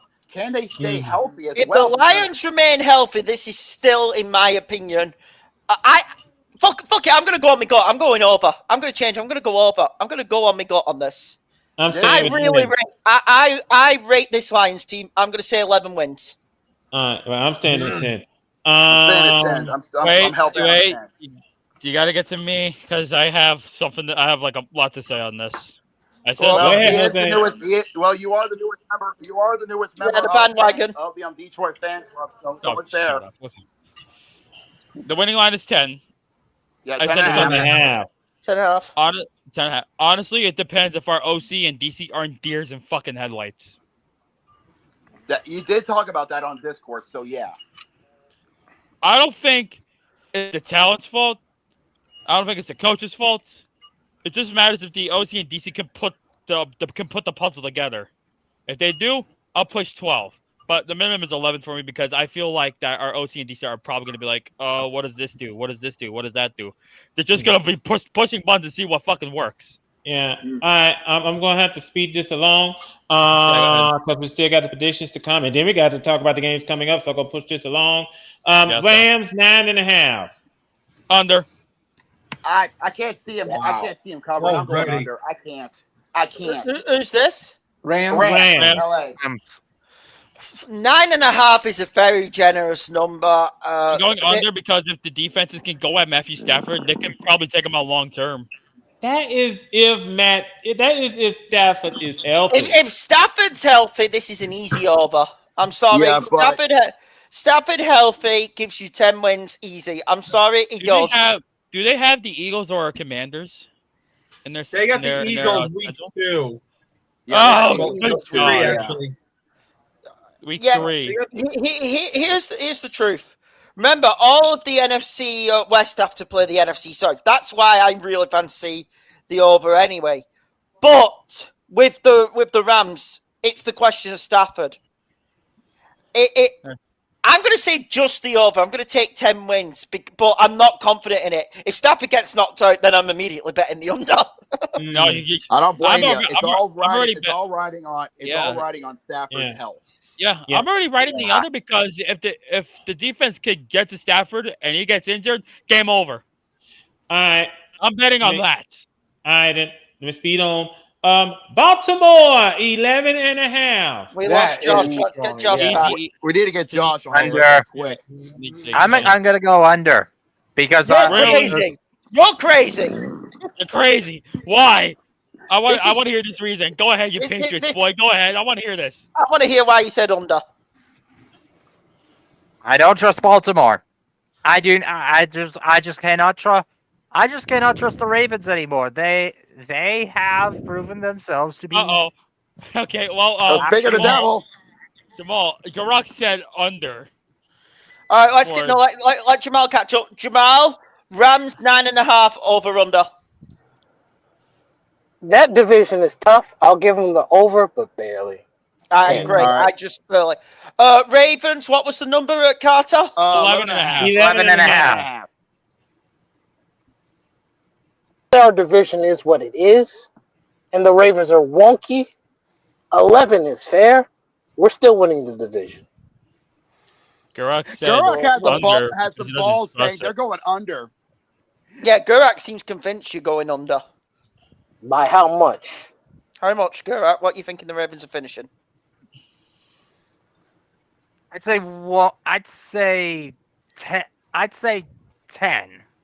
10 wins. My problem with that is that is also very heavily dependent on the rest of the AFC. Do I think they have improved enough to where I could be convinced of that? If he had said 6, I probably would have been like, that's delusional. No, here's my thing.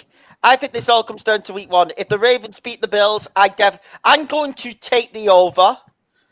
They're going to fucking destroy the Lions, so there's no point of asking me that. No. Here's the deal.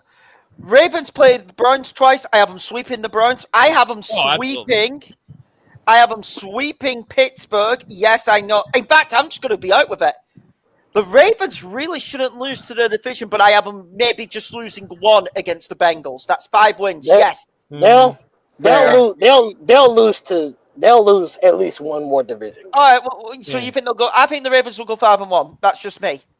They'll lose I think split with Cincy, split with Pittsburgh. Here's the deal. For some reason, that always happens. Here's the deal. The Ravens play the rest of the AFC East, which is 2 wins automatically. 3. I think we can bully the Jets. Pats, Jets, and Dolphins. We can bully the Dolphins and the Jets. The Patriots are the worry, but I'm not that much worried because defensively we should be able to beat them. That's 8 wins. I haven't beaten the Texans. I haven't beaten the Bears. That's 10. And then it's 50-50 games against... Oh, and I haven't beaten the Vikings. I have 11 wins there. It's 50-50 games against the Bills and Chiefs. Give me the over. All right. Yeah, I will go 11. That's it. Yeah, I'm. You know what? What I'm gonna do? I'm gonna go under, but I'm gonna say 11. All right, fair. Next. Next team up. We have the Commanders at 9.5. Ooh. 10. I'm going. No. I'm going bold. I'm going 11. No, they have to deal with Philly. I will say 10. Yeah, that's a tough one. Do they have 2 games against Philly though? Yes, but that's more than enough to be. That's more than enough to stop them from getting that spot, especially since there's enough hard teams in the NFC. Yeah. Mm-hmm. What's the number? 9.5. I have the Commanders. They're second in their division. I don't think it's that hard. They're second. I'll go 10. I'll say just over. I would actually prefer the cover here, but I'm just going to go just over. Yeah. Because I'm taking a quick look at their schedule. Not easy. It's not easy. It's not easy schedule. But they're not the Commanders of old, where they used to be cheeks. No. Yeah. No, they don't have Dan Snyder anymore. Yeah. So, but I think they're gonna go over, but just barely. Because first and foremost, we pretty much know they're going to beat the Giants and they're going to beat the Cowboys. Oh yeah, that's pretty much a given. I will not be surprised if the Giants take a game off them. But outside of that, and of course, they got to deal with Seattle, they got to deal with Kansas City, deal with Detroit, deal with Denver, deal with Minnesota. I think 10 wins is doable. Yes, absolutely. I feel like I'm gonna give them 11 wins because I can see them beating the Lions if they're not injured the hell and back. Next team. At that point, that's all I can say. Buffalo 11.5. Oh Easy. boy. They probably have his paper soft schedule, so yeah, fuck it, go. Give them 11. Maybe 12 for hell. I don't give a fuck. They don't even have the soft. They don't have the softest schedule in the AFC, not to my knowledge. I think 10. I think 11 is just fine because they don't need a lot to win that division. I'll be blunt. Buffalo have to play the entire NFC South. I'm sorry, well, I don't believe the NFC South. Yeah, they have to play the NFC South. Yeah, that's 4 wins. They're sweeping the Jets and the Dolphins. There's another 4 wins. That's 8. Yeah. If they sweep the Patriots, that's 10. And then you've got. I give them splitting New England. And then, New England's the only split. New England, you can see they play Pittsburgh, they play Philly, they play Houston, they play Kansas City, they play Baltimore. Within those 5 games, can they win 3 out of 2? Don't forget the Eagles. Did you say the Eagles? I'll be honest with Buffalo. I just think the number's a bit too high. I'm going to take the under just at 11. Yeah. I'm going to do the same. I'll take the under, say 11 wins. I do see them winning the AFC East. So Next.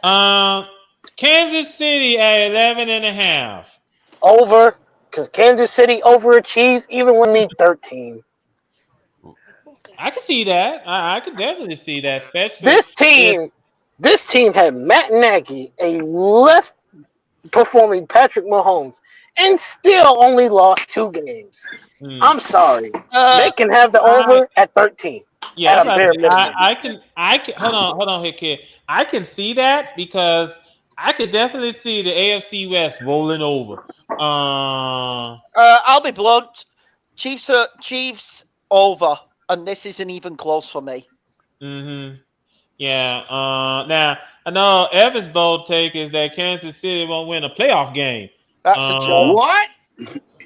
What universe? That's a bold take. I'm not gonna lie. No, that's the worst take I've heard today. Now, we know that he's doing Philadelphia tomorrow, but we already have Philadelphia. We actually found the win line. Yeah. 11.5. Give me the over. Give me the over. Defending champs. At minimum, 13. Give me the over, and it's not even for debate. The only team I see that could be a challenge to Philadelphia is Washington. What are you talking about? Philly. Yeah, that's the only team in which I see that could be a challenge to Philadelphia is Washington. Because if you look at Philadelphia's schedule, and I'm just doing this real quick, you look at Philadelphia's schedule. I know they got a rematch with the Chiefs coming up in week 2. How angry will they be? I don't know. It's gonna be in Kansas City. And of course they got to deal with the NFC North. So they got to deal with them. East. NFC East. No, they're playing against teams in the NFC North. Yeah, you're right. Yeah, you're right. So they got to deal with them. But I could definitely see them going over. I'm going to say 12. Over. All right, then. Now, before we talk about the games coming up this weekend, it's time for prediction time, fellas. Name Tree did his videos covering the AFC and the NFC, and he brought up his predictions. I do believe we actually have the photos of his predictions of who's going to be taking the divisions for both the AFC and the NFC. Correct? Now, to speed this along, because we're approaching 7:00, and knowing Cody, he's going to have to log off and get ready to watch NXT. Yeah, because he's got to go stream NXT with his buds. Yeah. So Cody, we'll see you next week because sometimes you might get ready to leave in a few. The AFC East, I'll start. The AFC East, I see Buffalo winning that division. Yep. I see Buffalo winning that division. I see Buffalo winning the AFC East. The AFC North is Baltimore's. It's Baltimore's to lose, and I think Baltimore's gonna win this division. I don't see Cincinnati challenging Baltimore for that top spot in that division. No, I don't see Pittsburgh, and I definitely don't see Cleveland. So Baltimore's winning the AFC North. Yeah, that's 2 for 2. Sugar Ditch, the Sugar Ditch division, the AFC Sugar Ditch. I see Houston. Now, don't be surprised if we see Jacksonville all of a sudden put up a fight to try to win that division. But in the end, I'm going with Houston. And the AFC West is Kansas City. So that's AFC West. Now, my 3 wild cards from the AFC, I see. I definitely see. Probably, is it possible that the Patriots could win the wild card spot? Maybe, perhaps. Yeah. But I'm going to go for my 3 wild cards. I'm going to go with the Broncos. I'm going to go with the Chargers. And I am going to go with the Bengals. And the reason I'm going with the Bengals is because something tells me that at the year, they pretty much got their defense somewhat. They got the defense straight up. Yep. The offensive line is still a joke, but they got their defense work out somewhat. But I do see them in the back. They put a valiant fight last year. It came down to the very last game, and they came up short thanks to Denver beating Kansas City to smithereens in the season finale. So that's my prediction for the AFC. Wild card, I will go with Patriots. I will go with Steelers over Bengals because the Steelers will somehow always find a way to bullshit their way into the playoffs. 9-8, no matter man. what. 9-8. And I will go with, and I will say Denver. And I will say Denver. Mm-hmm. So, what about your division winners? The division winners are the same as Carter's. Yeah. So I've changed, okay, a bit. My original prediction, I have changed a bit, okay? Mm-hmm. I'm going to. I don't think. I just have a feeling we're going to see a new division winner in this in the AFC. Ooh, where? Kind of dominant. You're thinking the South. I'm going. Jacksonville. Yeah. I am going to go Jacksonville, causing an upset. I don't like Houston's schedule. Still have questions about their offensive line. They're missing one of their best offensive weapons. In what do you call it, Joe Mixon to start the season. I have a question. I think Houston could be in a hole early. Okay, so I here's the thing though. The other 3 division winners, I have all the same. Buffalo. I do think what helps Houston is they have Nick Chubb, who, even at his worst, he is still good enough to make up for Joe Mixon. I'm not going to disagree. I have Buffalo, Baltimore, Jacksonville, Kansas City. Those 3 I ain't done. No, I'm not fully off the Houston train. I have Houston in the wild card. I have the Steelers in the wild card as well. That makes sense. No, originally in my wild card, I had the Broncos and Patriots, okay? Mm-hmm. Yeah. I have to drop one of these teams because now I've got Houston in the wild card. I am officially taking the Denver Broncos over the New England Patriots. I think we're on the right track. I just don't think he'll be yet. I think he'll be a year further. 1 year further. I think Denver's more proven than New England.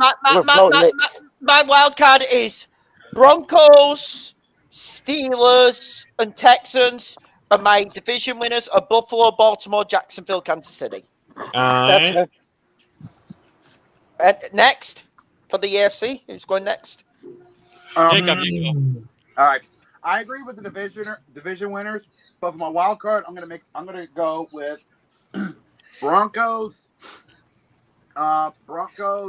Texans, Broncos, Jacksonville, and Steelers. I'm not going to argue it. Next. Seems reasonable to me. Yeah, go ahead, Carter. I'll go last. Okay. Oh, Carter. Oh, Brandon. Who's going? Yeah. Someone go. Okay, I'm looking over at all this, and Come on, Brandon. The division winners, I can't say it's a surprise because it isn't. Wild cards, though, that's kind of tough. But I am definitely going to be saying the Chargers, which is one. Really? Ooh. Wait, what? It's possible. They are still possible. So It is. that's fair. Two more. All right, who's your other two?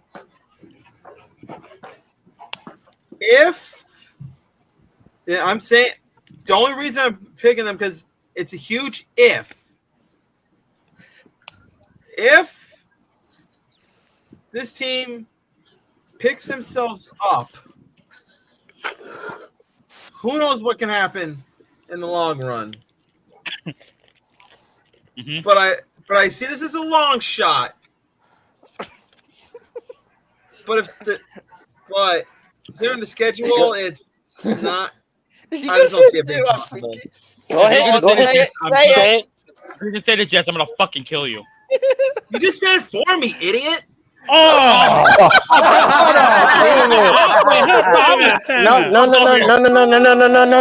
I'll let him have it. I'll let him have the Jets. I'll let him have. No, I'm actually fine with the Jets. If he would have said the Dolphins, I would have jumped on his neck. Yeah. What should Oh my God! I'm already jumping on him with this I fucking do- Giants. I do think it's a long stretch with the Jets because that's a lot to prove. All right, final team. Final team. Cincinnati. All right. That makes sense. Carter, then Jose. Well, I already went. I was. Jose. Carter already went, so Jose, you're All right. up. You're up. I agree with all of the leaders except for one.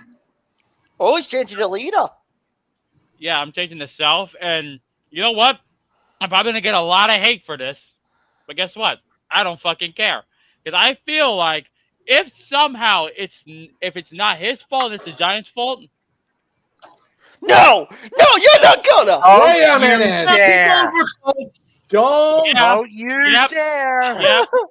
Yep. You're going for Indy? Yes. Josh, apologize. No. Apologize. No, I'm not apologizing because we just had three crazy takes in one pod. This is nuts. Yeah.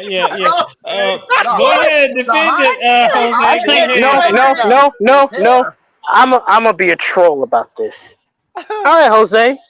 If that happens, I don't want to hear you complain about Cody at all. Yeah. You chose that pain. Yeah, I did. I did. Yes, I did. Listen, Jamal, I know what I'm signing up for. I'm already dead inside. Let's do this. Should that be the bet? All right. If that happens, you already know what's about to happen. It's a bet. Yeah.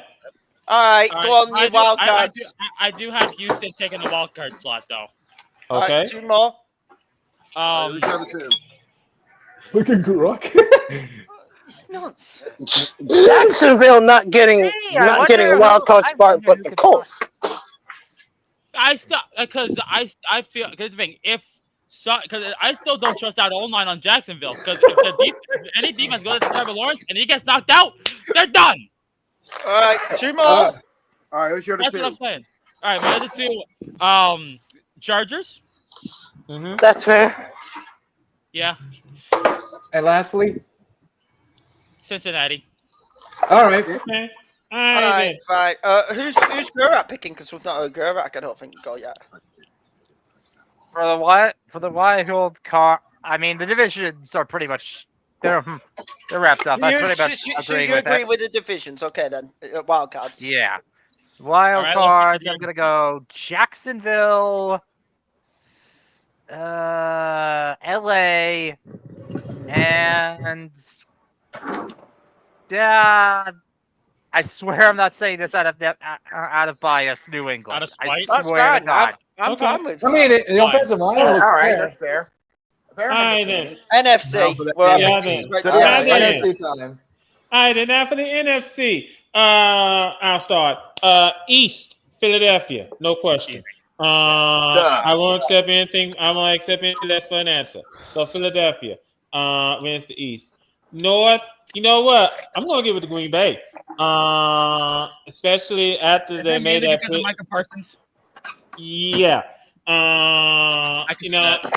Yeah, I think that Green Bay, especially Parsons, is going to do some wonders in that Packers defense. I feel like the NFC North is where all of us is going to be having a lot of divide because of how. Carter finish. I'm going to try to speed this along because it's already past 7:00 over here.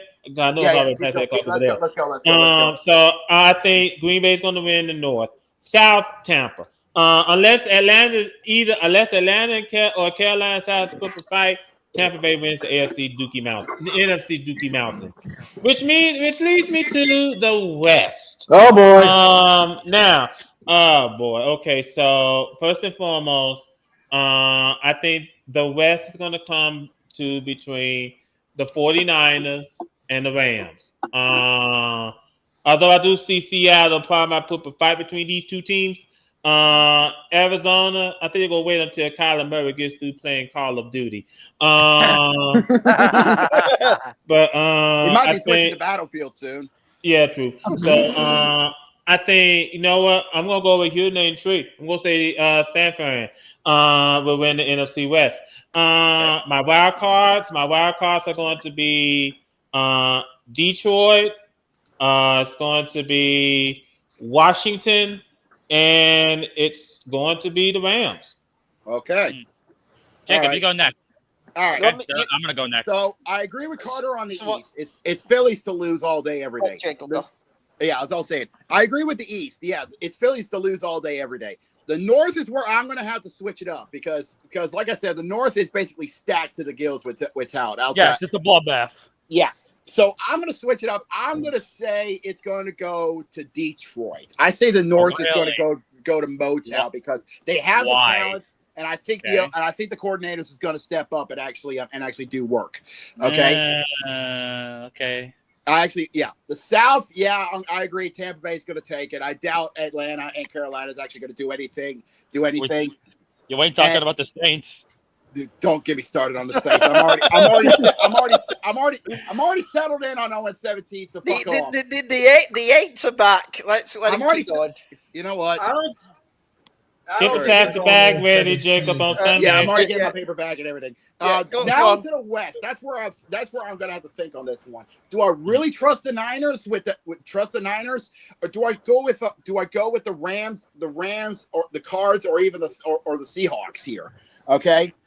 So I'm going to trust my gut. So my gut is telling me something, and I'm going to go with it. They're saying Seattle. I'm going to go with Seattle with the West. Really? Yes. Okay. For my wild cards are going to go like this. I'm going to give one to Green Bay because Green Bay's got that talent. Okay. Yeah, absolutely. Yep. Yeah. Second wild card is definitely going to go to the West, and I'm going to give it to LA. Okay. All right. My third wild card, I'm going to go to the East, and I'm going to say, you know what? I'm going to give it. You know what? Let's see who could be good for the East. You know what? I'm going to surprise everybody. I say New York's going to get the last. Really? Everybody shut up for a minute. Everybody be quiet. Hold on. Jamal, you clowned me on Indianapolis. I'm going to clown on Jacob. If they don't make it to the wild card, you're getting chewed out by me. Do you understand that? I'll take that because here's the thing. You're getting chewed out by me. Of all people on this podcast, me. Okay, enough of that. Next. Actually hit you next. Oh, yeah, you go ahead. You next. All right, me next. NFC East, this ain't even a debate. Philadelphia. No, there's no debate on it. I am 100% behind Philadelphia. NFC North, in fact, the first three, I'm the same. Philadelphia, Detroit, Tampa Bay. They're all divisional winners. I have a major fucking gripe with this NFC West one. And this There we go. And this ain't even biased. This San Francisco team are only getting all these points because of their easy as fuck schedule. The defense is depleted. It is the most least talented defense they've ever had. They haven't got a wide receiver room at the moment. The wide receiver room is barren. Yes, they have Christian McCaffrey and George Kittle. They only have really the tight end weapon and Christian McCaffrey, who is back. But the thing with Christian McCaffrey is, oh God, it may only take one game and his season may be over. Yeah, that is the truth. And also, they've got an aging offensive line because Trent Williams is 37. He ain't getting any younger at left guard. You need to get your left guard spot sorted because you haven't got a depth place behind him. Definitely. So here's the thing about San Francisco. Let's kick them the fuck out and not even put them in a wild card spot because I'm not. Yeah, fair enough. I'm gonna be fair here. I'm gonna stick with my prediction I made in my sports chat. I'm going to take the Rams to win the NFC West. Okay. I predicted the Rams because I do think Stafford is going to be healthy enough to get the Rams 10 wins and win the division. 10 to 11 wins, okay? I like the Rams defense. No, if Stafford goes down, then Seattle wins the division. Seattle is a wild card. 100%. Yeah, I'm saying it now. Seattle is a wild card. First wild card. Second wild card is the Commanders. Saying the Giants just fucking blew my mind. Sorry, Jacob. No, they won't be last because that's Dallas's position in the NFC East. Third wild card. This is easy off the trade. I am back in Green Bay. My wild cards for the NFC are Green Bay, Seattle, and Washington in no particular order. My division winners are the Rams, Tampa Bay, Detroit, and Philadelphia. All right, I'll go next. I have a change with the East and the West. And the North, too. Uh-oh! What? And people thought I was crazy. Let him cook. With the East, I feel like Washington can take it. Oh, really? Wow. Not the craziest, but because slight stretch. With the depth they have, they're not gonna have an easy schedule. That's a given. But with the depth they have, I feel like they can make it. They could give the Eagles a run for their money in terms of the East. And my problem with that is the last time they played Philly completely wiped them out. Well, much has changed from that. I'll live with it because let's just be honest, that is what everyone is predicting. It's either Philly or Washington. So go on, I want to hear his rest. Go on. Okay. I don't trust Detroit enough to take the North again. Because the last time they did, they got their ass kicked by Washington with a whole lot of injuries. I don't trust them that much now. Especially with the new offensive and defensive coordinator. All right. And as much as I want to go for Green Bay to take the North, I can't see him go more than a wild card spot, so I gotta take Minnesota. Wow! He's going fully on the JJ McCarthy train. Yeah. Very bold. Very bold. That's bold. I want you to remember they got a 14-3 record last season with Sam Darnold. But they also got him bit. Get a bye was because of the bullshit seeding. But to be fair, they also got exposed in those last 2 games pretty badly. And here's the thing: I said to one of my coworkers at work because he's a Vikings fan. When that game happened, I was concerned for the Vikings. I was fucking concerned, and look what the hell happened. All right, I want to hear his other teams. Okay, the South, I agree with Tampa Bay. Okay, no one else is gonna take it. MC West with San Francisco, all it takes is one season-ending injury, and they all fall apart like a house of cards. Yeah. I bet you Hickey can agree with me on that. All right, who are you taking? I'm taking Seattle because I know it's the same. It's the same problem with the Rams too. If Stafford's down, they're done. Arizona, what are they? I think Seattle might take it just because of those three stipulations. You put a whole lot of faith in that offensive line, the Seahawks have. No, that's kind of the problem. That's the problem with a majority of teams in the West. Can you trust their offensive lines? Can I say something? Seattle added Gray Sable to their line, but here's the other thing. Mm-hmm. who does look like a beast on the O-line. But here's the other thing about Seattle. They've actually got a proper NFL offensive coordinator this season. Thank you. Yep. I do want to say one other. But I'm saying that the Seattle's going to take the West on those 3 stipulations. 1 season-ending injury for San Francisco, Matthew Stafford getting injured with the Rams, and Arizona just being Arizona. So if none of those happen, which is equally a possibility, what then? Well, then I'm fucked. I'm gonna say that. Okay. All right. My Wildcards. My wildcards, if possible, I'm gonna give one. I'm gonna give one of my wildcards to Detroit because I don't see them taking the I don't see them taking the West again. I see Minnesota taking it. I mean, the North. Excuse me. I'm drunk. Excuse me. The North. Get him away from the bar. I ain't giving too much drink. Thank you. I don't see Detroit taking the North again. I see Minnesota taking it. I see Detroit taking a wild card spot. Right. I see Green Bay taking one as well. And you know what? Yeah. Yeah. There's 3 out of the North, which means that all 3 of them are going to be eliminated. So I'm not surprised. It's a curse of 3, honestly. And the third one, the third one, I'm gonna give it to the champs. I'm giving it to Philly. Right, there we go. All right, I'm gonna just go ahead and Philadelphia is winning that division. I have no reason to believe otherwise, because Washington, yeah, you could make that case, but getting blown out as like you did in the playoffs, I can't trust you. I can't trust you to beat Philly. Understand, Jamal. I understand that. I don't trust them either now. It's proven that Washington can't really handle Philly when Philly is on the gas. So I have Philly. I do not have Detroit winning the North. I have Green Bay winning the North. Fair. Because for some reason, I don't trust Minnesota. I don't really trust Detroit, especially with the coordinator changes. Welcome to that hell.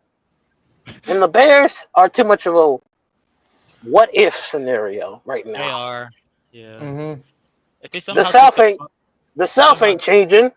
Yeah, the South ain't changing. Yeah. The NFC West is a what-if scenario too. Because Seattle pisses me off the most out of any team. 6-3. Always on the Bears. I will remind you of that. Let it go. He will not. No, I won't. The day he goes sees the you have Mike McDonald, who you took from us. We fired the offensive coordinator at fault. You took Mike McDonald from us and went 6-3 with the Bears. Really? We fired the offensive coordinator at fault. I will. At best, I will give you. At best, I will give you a wild card slot because I don't think y'all are a terrible team. I just think you're frustrating to watch because you'll play really good. You play really good, but then you'll lose a game for no reason to a team you have no business losing, much like the Ravens. The only difference is the Ravens will make it in spite of themselves. I can't give you that same benefit of doubt. The winner of the West is the Rams. I have no problem. Other wild cards, because you're giving Seattle a wild card, 2 other wild cards. It's either Seattle or San Fran. I could go either direction. Because one of y'all will mess up. One of y'all will mess up in a disastrous way. So I have Seattle. I will give it to Seattle, but I would not be shocked if San Fran bullshits their way in. My other wild card will probably be. I'll give Detroit the wild card. I have more faith in them than I do the other 2. Honestly, ugh. Give me Commanders. Give me the Commanders. Oh, that's just a safe bet. Okay. Anyone else got to go? Brandon. I think we got everybody. I think we got everybody. Oh, never mind. Philly, Detroit. I completely agree. Tampa, they might get in a slight edge. The West, though. This is where I'm going to give it. I'm going to be agreeing with the rest and give it to Seattle. All right. And now the wild card? So for my wild cards here,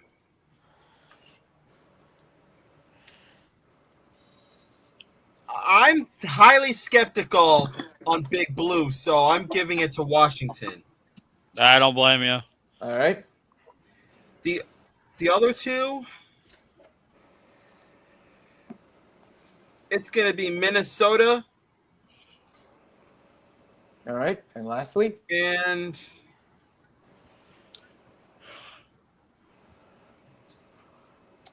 fuck it. This is where the true test begins. The rubber meets the road. All right. What is it? San Francisco. Whoa. I'm not shocked. What? I'm not shocked. I'm not shocked. How so? That's only because San Fran have the easiest strength of schedule in the entire league. Yep. That's the most important key of this. If San Fran doesn't fuck up and they win their games, they're going to win that division. If they don't fuck up. What we will say, because we said it last year and we saw how it all ended. I don't want to hear it. I don't want to hear anyone say San Fran Super Bowl window. I'm not going that direction. Their window is done. No. Yeah, I said it last season. San Fran. Some people are still saying it's open. No, the window's shut. I agree. I think the window for everyone in general is closed because Philadelphia is sitting right there, and there's not a team in any of the divisions that's getting past Philly. I don't care how much they're sitting right. They're sitting right there, loading a car 98. I'll just do this. My Super Bowl is Philadelphia versus. Josh ain't gonna like me for this. Baltimore, and I have Philadelphia repeating as champions. Sorry, Josh. I would recommend we hold up on the playoff picks until later. If that happens, and we beat Philadelphia, you will never hear me shut up. Yeah, I will make sure you hear me every day talk the most shit. You will never be able to stop me. This is gonna be a rough one. All right. Okay. Now then, ladies and gentlemen, hold on. Let's run down the schedule for week 1 because. Hold on, I didn't get my picks in. Let Garrett get pick in. We put these NFC picks. All right, so Let's the do NFC it as quick as you can. Yes, make it quick, please. The NFC East, Philly. The NFC North, I'm going Green Bay. South, Tampa.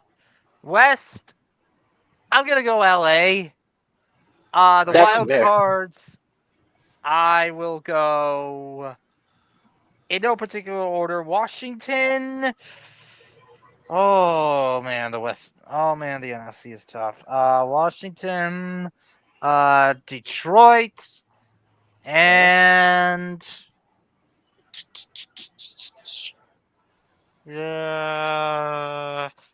Carolina. What? That's pick number 5. Don't get me wrong. I'm high on Carolina, but that's bold. That's really bold. A lot of crazy prediction, ladies and gentlemen. Good Lord. Hey, go for broke. Why not? Yeah, for sure. Now then, and after the first game, hold on, Jacob. Hold on, Jacob. I was just about to start the.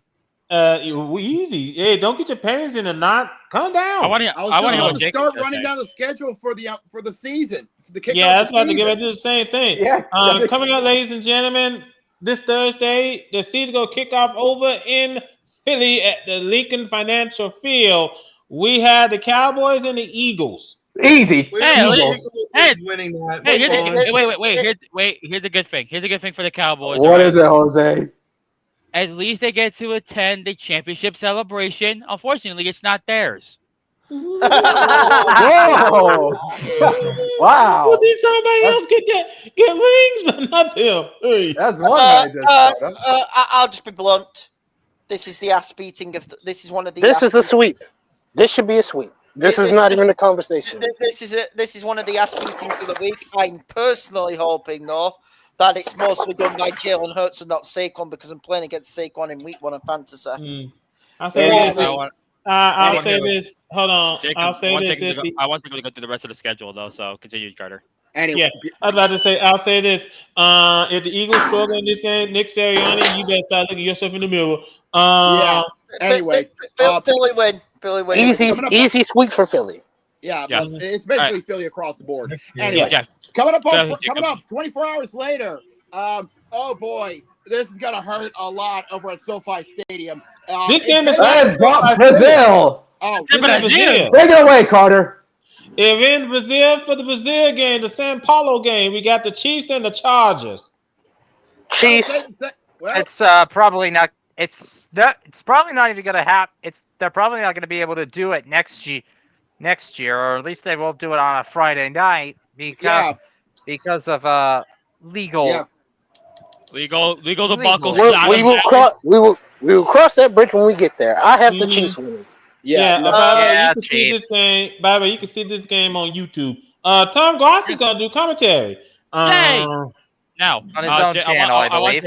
I want Jacob to go through the rest of the schedule. So Sunday we got over at Mercedes-Benz Stadium. I said Jacob to go through the rest of the schedule. You did the college football. It's about his turn. Yeah. Let me do this, please. Since you did all of college football, I'll take care of the NFL. All right. It's only fair. Thank you. Let's starting off with the nooner games on Sunday afternoon. Kick off the season. Starting off at Everbank Stadium, Jacksonville will go head to head with Carolina. Well, I'll be honest with you. This is a toss-up game. It's a tough game. I can see Jacksonville losing this game to Carolina. Mm-hmm. I could see that. Where's this game at? Jacksonville. Everbank. It's at Jacksonville. I have the Chiefs 100% over the Chargers. This is in Jacksonville. I think home advantage just puts Jacksonville over the top here. I do like the Panthers this season. I will admit that. Mm-hmm. Give me Jacksonville, but I would not be shocked if Carolina beats them. Next. Yes. Next up, over at what could be their final year at FedEx Field in Landover, Maryland. The Commanders is going to go head to head with the Giants. This is not going to be the time out. This is not going to be the final year, Jacob. It's going to take more than 1 year to build a brand new stadium. It's not going to be the final year. It's not going to be the final year. Why do you think I said could be? There is no could. This is not the final year. Hey, shut up. Well, no, all right. Anyways, Commanders, Giants, and Landover. Commanders. This ain't even close yet. Don't be. I'm not going to be surprised. I do think the Giants will split with them, but I think the Giants may win the Meadowlands. Commanders. I would rather take Jaden over Russ in that battle. Yeah. Next. Anyways, speaking of the Meadowlands, at Meth Life Stadium, aka the home of broken ankles, the Jets will open up their season against the Steelers. You know what? Take the Jets. Objectively, Steelers, but I would love it if the Jets win. Just for the satisfaction of Aaron Rodgers burning. I will be cheering the Jets on for fantasy purposes, and because I need the Steelers defense to have a killer team. Oh boy! I would love the Jets to win this, but I'm going to take the Steelers. You want to know who I want to win in this game? The turf. What is it, Hus? What? The turf? What the hell? I know why. Because Rodgers it again. He's doing the meme. I want Aaron Rodgers or Justin Fields to tear the ACL. Whoa! If that happens, I wouldn't mind it happening to Rodgers before that. If it happens to Rodgers and Fields, I will never shut the fuck up. All right. Anyways, you're crazy. At the Superdome, the kickoff. You might as well not talk about this one, Jacob. You might as well not talk about this one. My Saints are going to go head to head with Kyler Murray and the Arizona Cardinals. Put that away, damn it! I swear to God, I'm going to crush that thing. Upset alert! Well, really? You think the Saints going to beat the Cardinals? Upset alert! The Saints rally and beat the Cardinals. It's the Cardinals. I don't trust Kyler Murray for shit. This is a game which Arizona should win. I am fully adamant. Arizona absolutely should win this game. I agree. This is the type of game which you find Kyler Murray losing. So for that upset alert, I'm going to pick the Saints. Honestly, I agree. I agree with Hit Kid. Honestly, this is a game Arizona should win, but if they lose to this, I will laugh. Anyways, I don't blame them. Anyways, over at the Razor, otherwise known as Gillette Stadium, the New England Patriots kick off their season against one of their better rivals in the Las Vegas Raiders. Question: Who's the quarterback? Who's the quarterback for the Raiders? Geno Smith. Geno Smith. And he got Ashton Jennings. So spoiler alert. I am picking and backing the Patriots in this because I chose the Patriots as my eliminator team. I'm going with the Patriots on this one.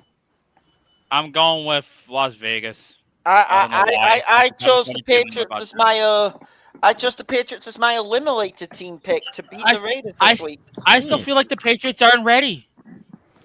I have to agree. I'm going to go with Vegas. New England's not ready yet. I don't think they're ready yet. A little more time in the oven will be fine. Anyway, over at the Brick House, otherwise known as Lucas Oil Stadium. I say that because look at their home, and you'll see what I mean. Anyways, the Colts open up their season against the Dolphins of Miami. This is a game they should win. This is a game that they should win. I don't want to hear anything from anybody else. This is a game that they should win.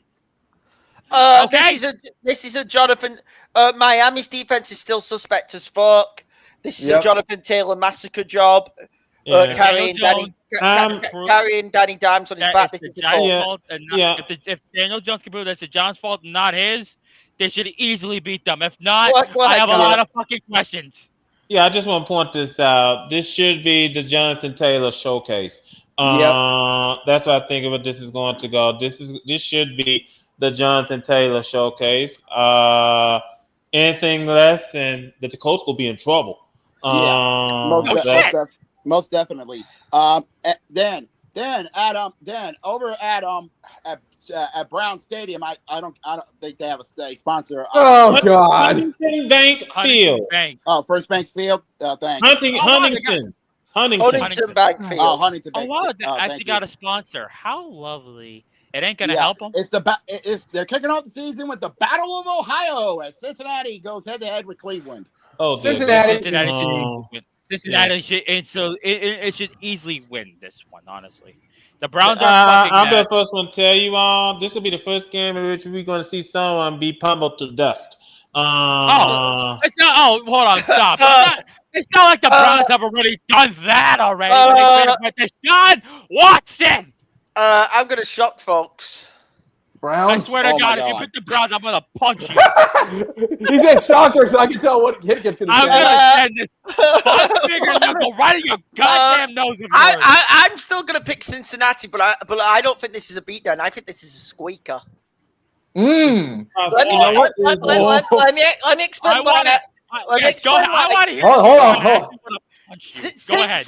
Cincinnati, I don't care what anyone says. Yesterday, re-signed Trey Henderson. They did not really have much that defense this season. They did not. Yeah. I know they've got a new defensive coordinator, which may help. Talent-wise, that's still the same shitty defense. I'm sorry. Here's the other thing as well. Go ahead. Cincinnati notorious for starting seasons fucking slow. So it's why I didn't pick this game as my eliminator. Let me also bring this up because say what's real about the Browns' offense. Their defense does have some. Their defense is still elite, and Cincy's all line is questionable. But I do think Joe Burrow and the boys pull it out. I do think this will be a squeaker. I wouldn't be shocked if the Browns won this game. I wouldn't. Why? Wow. He's not wrong there.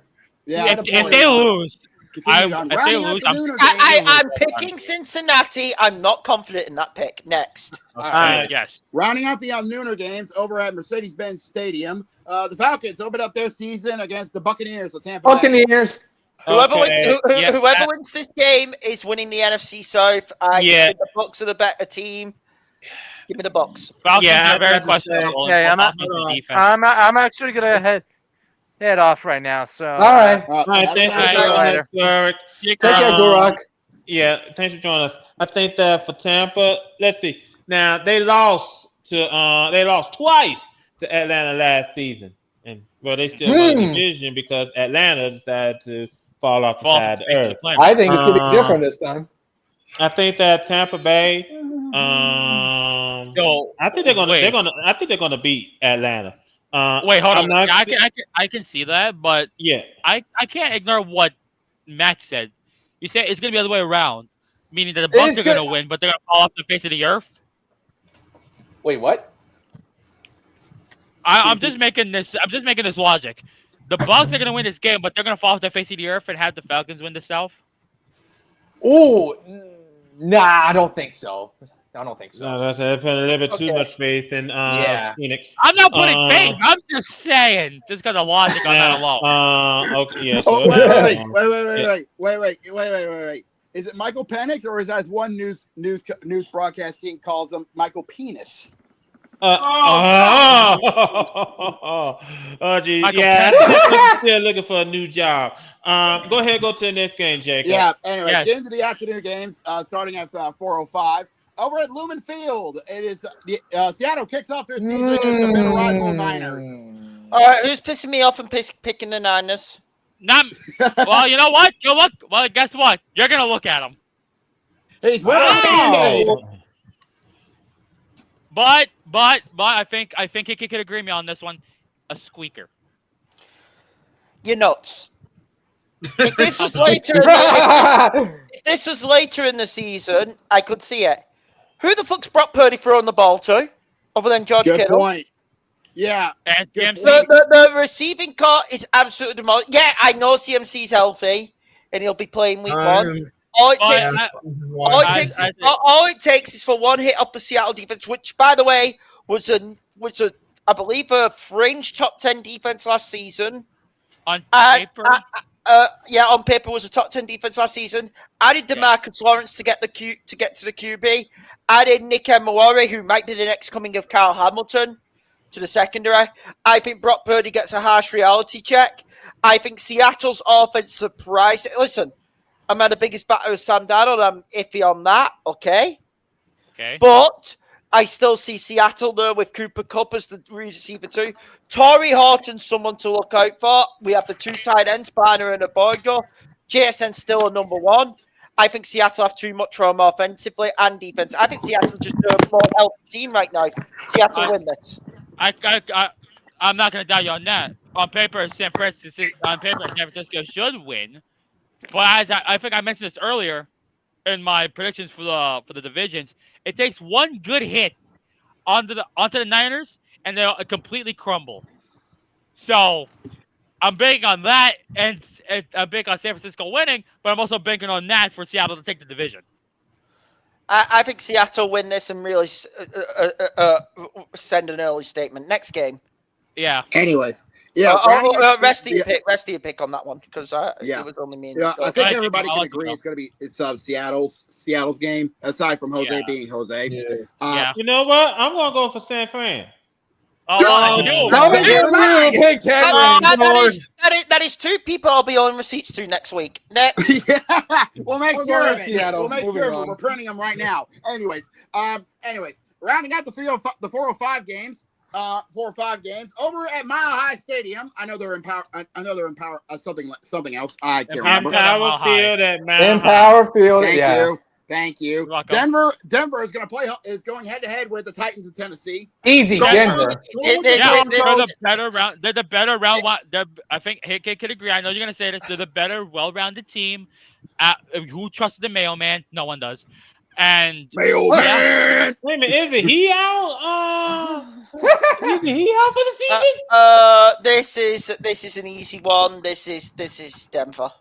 Yeah, Denver all day. Denver, Then rounding out the afternoon games at 4:25, starting off over at SoFi Stadium. The Houston Texans make the trip across the coast to take on the Rams of LA. Rams.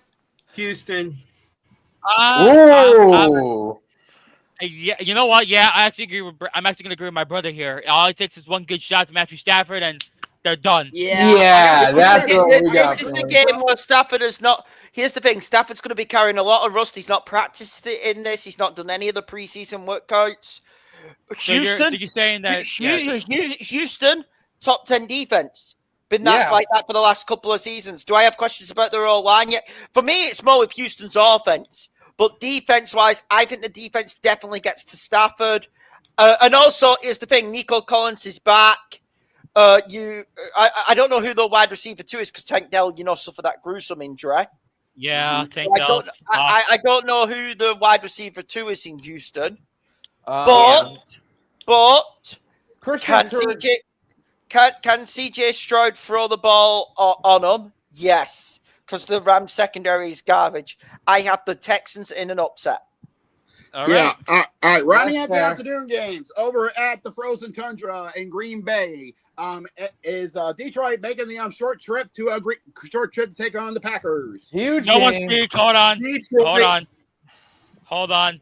I know why you're picking Detroit, but this is it. But we played them twice this season.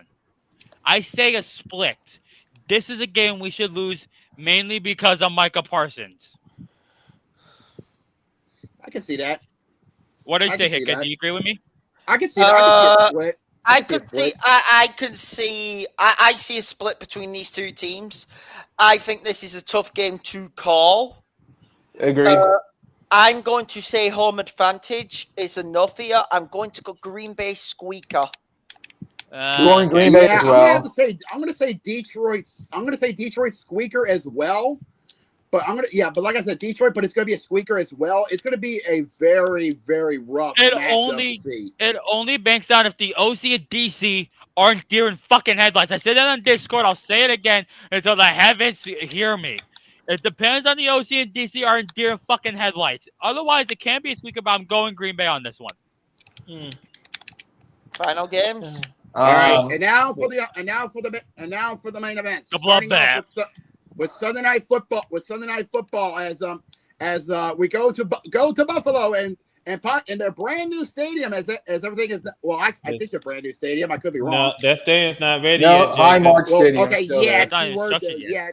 they're still playing at Buffalo Stadium, aka the Ralph. Highmark Stadium. Well, you can call it Highmark Stadium, but the fans call it the Ralph because the fans still All call right. it Ralph. But nonetheless, at Highmark Stadium, because new Buffalo Stadium is still being developed. As the Ravens and Bills go head to head on NBC.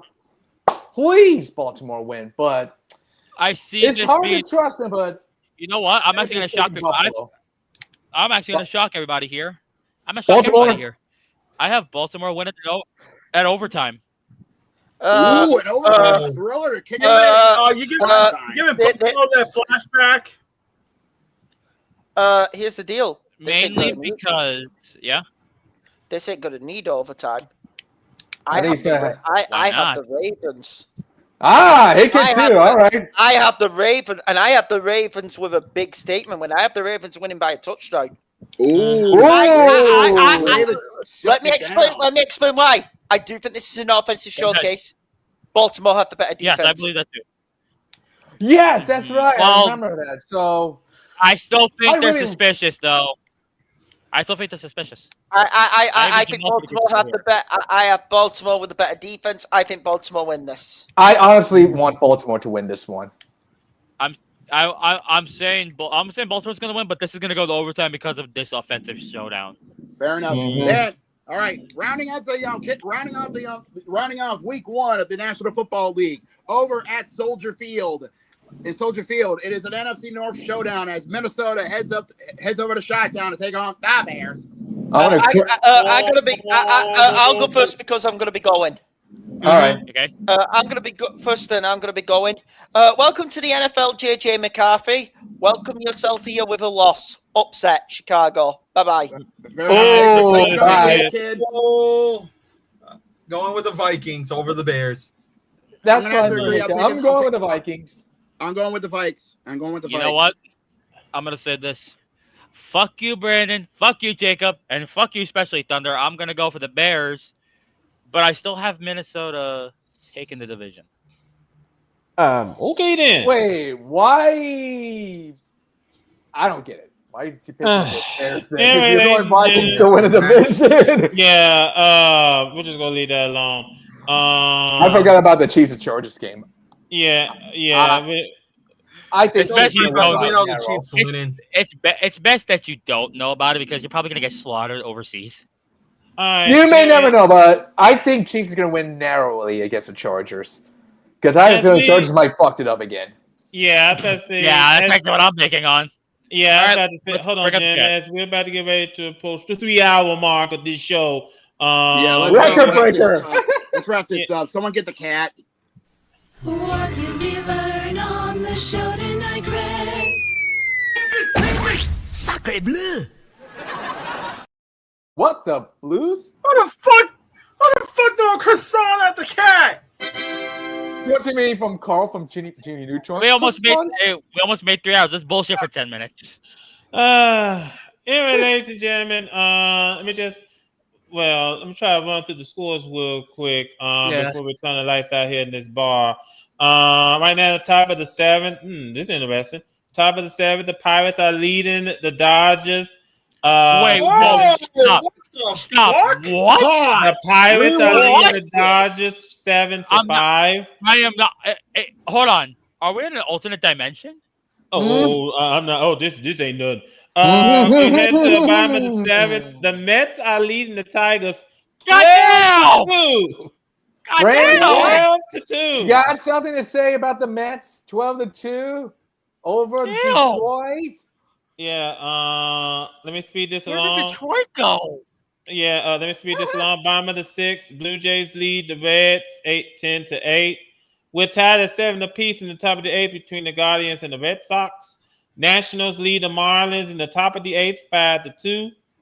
This game's headed to the top of the 5th with the Mariners leading the Rays 3-2. Middle of the 5th, the Royals lead the Angels 1-0. Top of the 4th, the Cubs lead the Braves 4-2. Top of the 5th, the Twins lead the White Sox 3-1. Bottom of the 5th, the Athletics lead the Cardinals 1-0. Top of the 3rd, Yankees lead the Astros 2-0. Top of the 1st, same thing. Yeah, same thing over in Denver. Giants lead the Rockies 2-0. And the 2 games coming up later on this evening, the Orioles and the Padres at Petco Park, and the Rangers and Diamondbacks at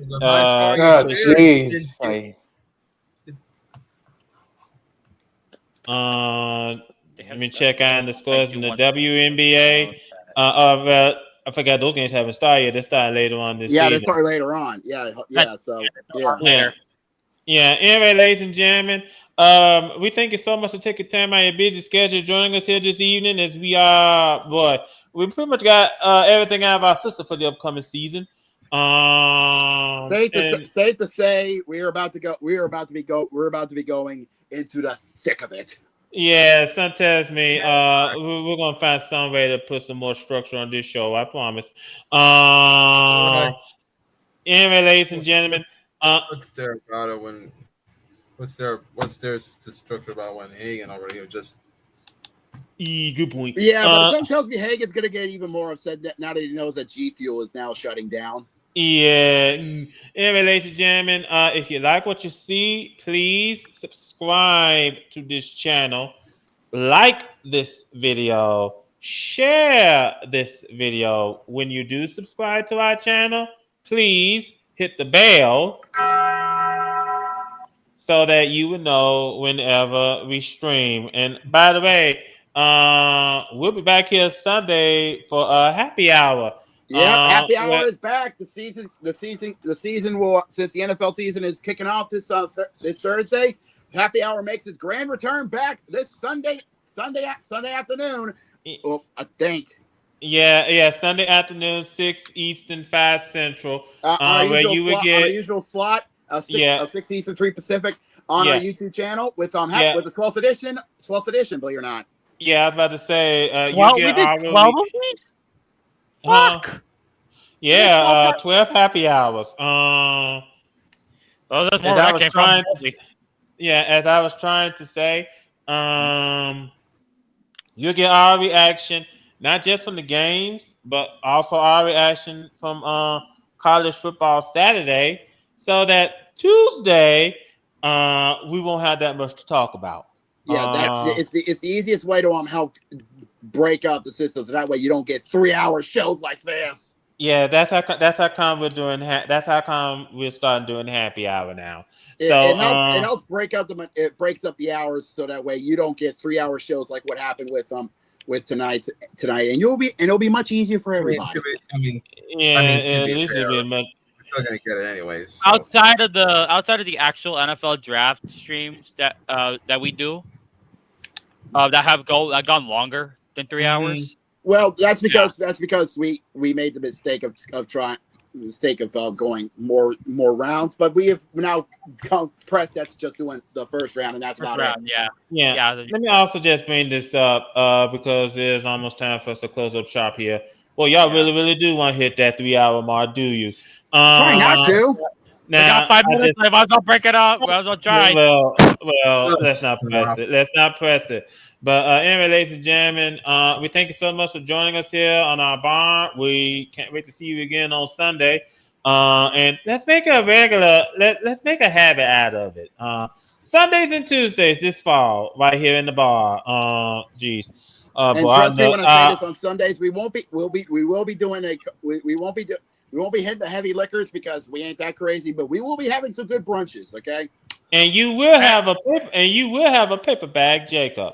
And not to mention, since the winter is coming, we're all going to be by the fireplace.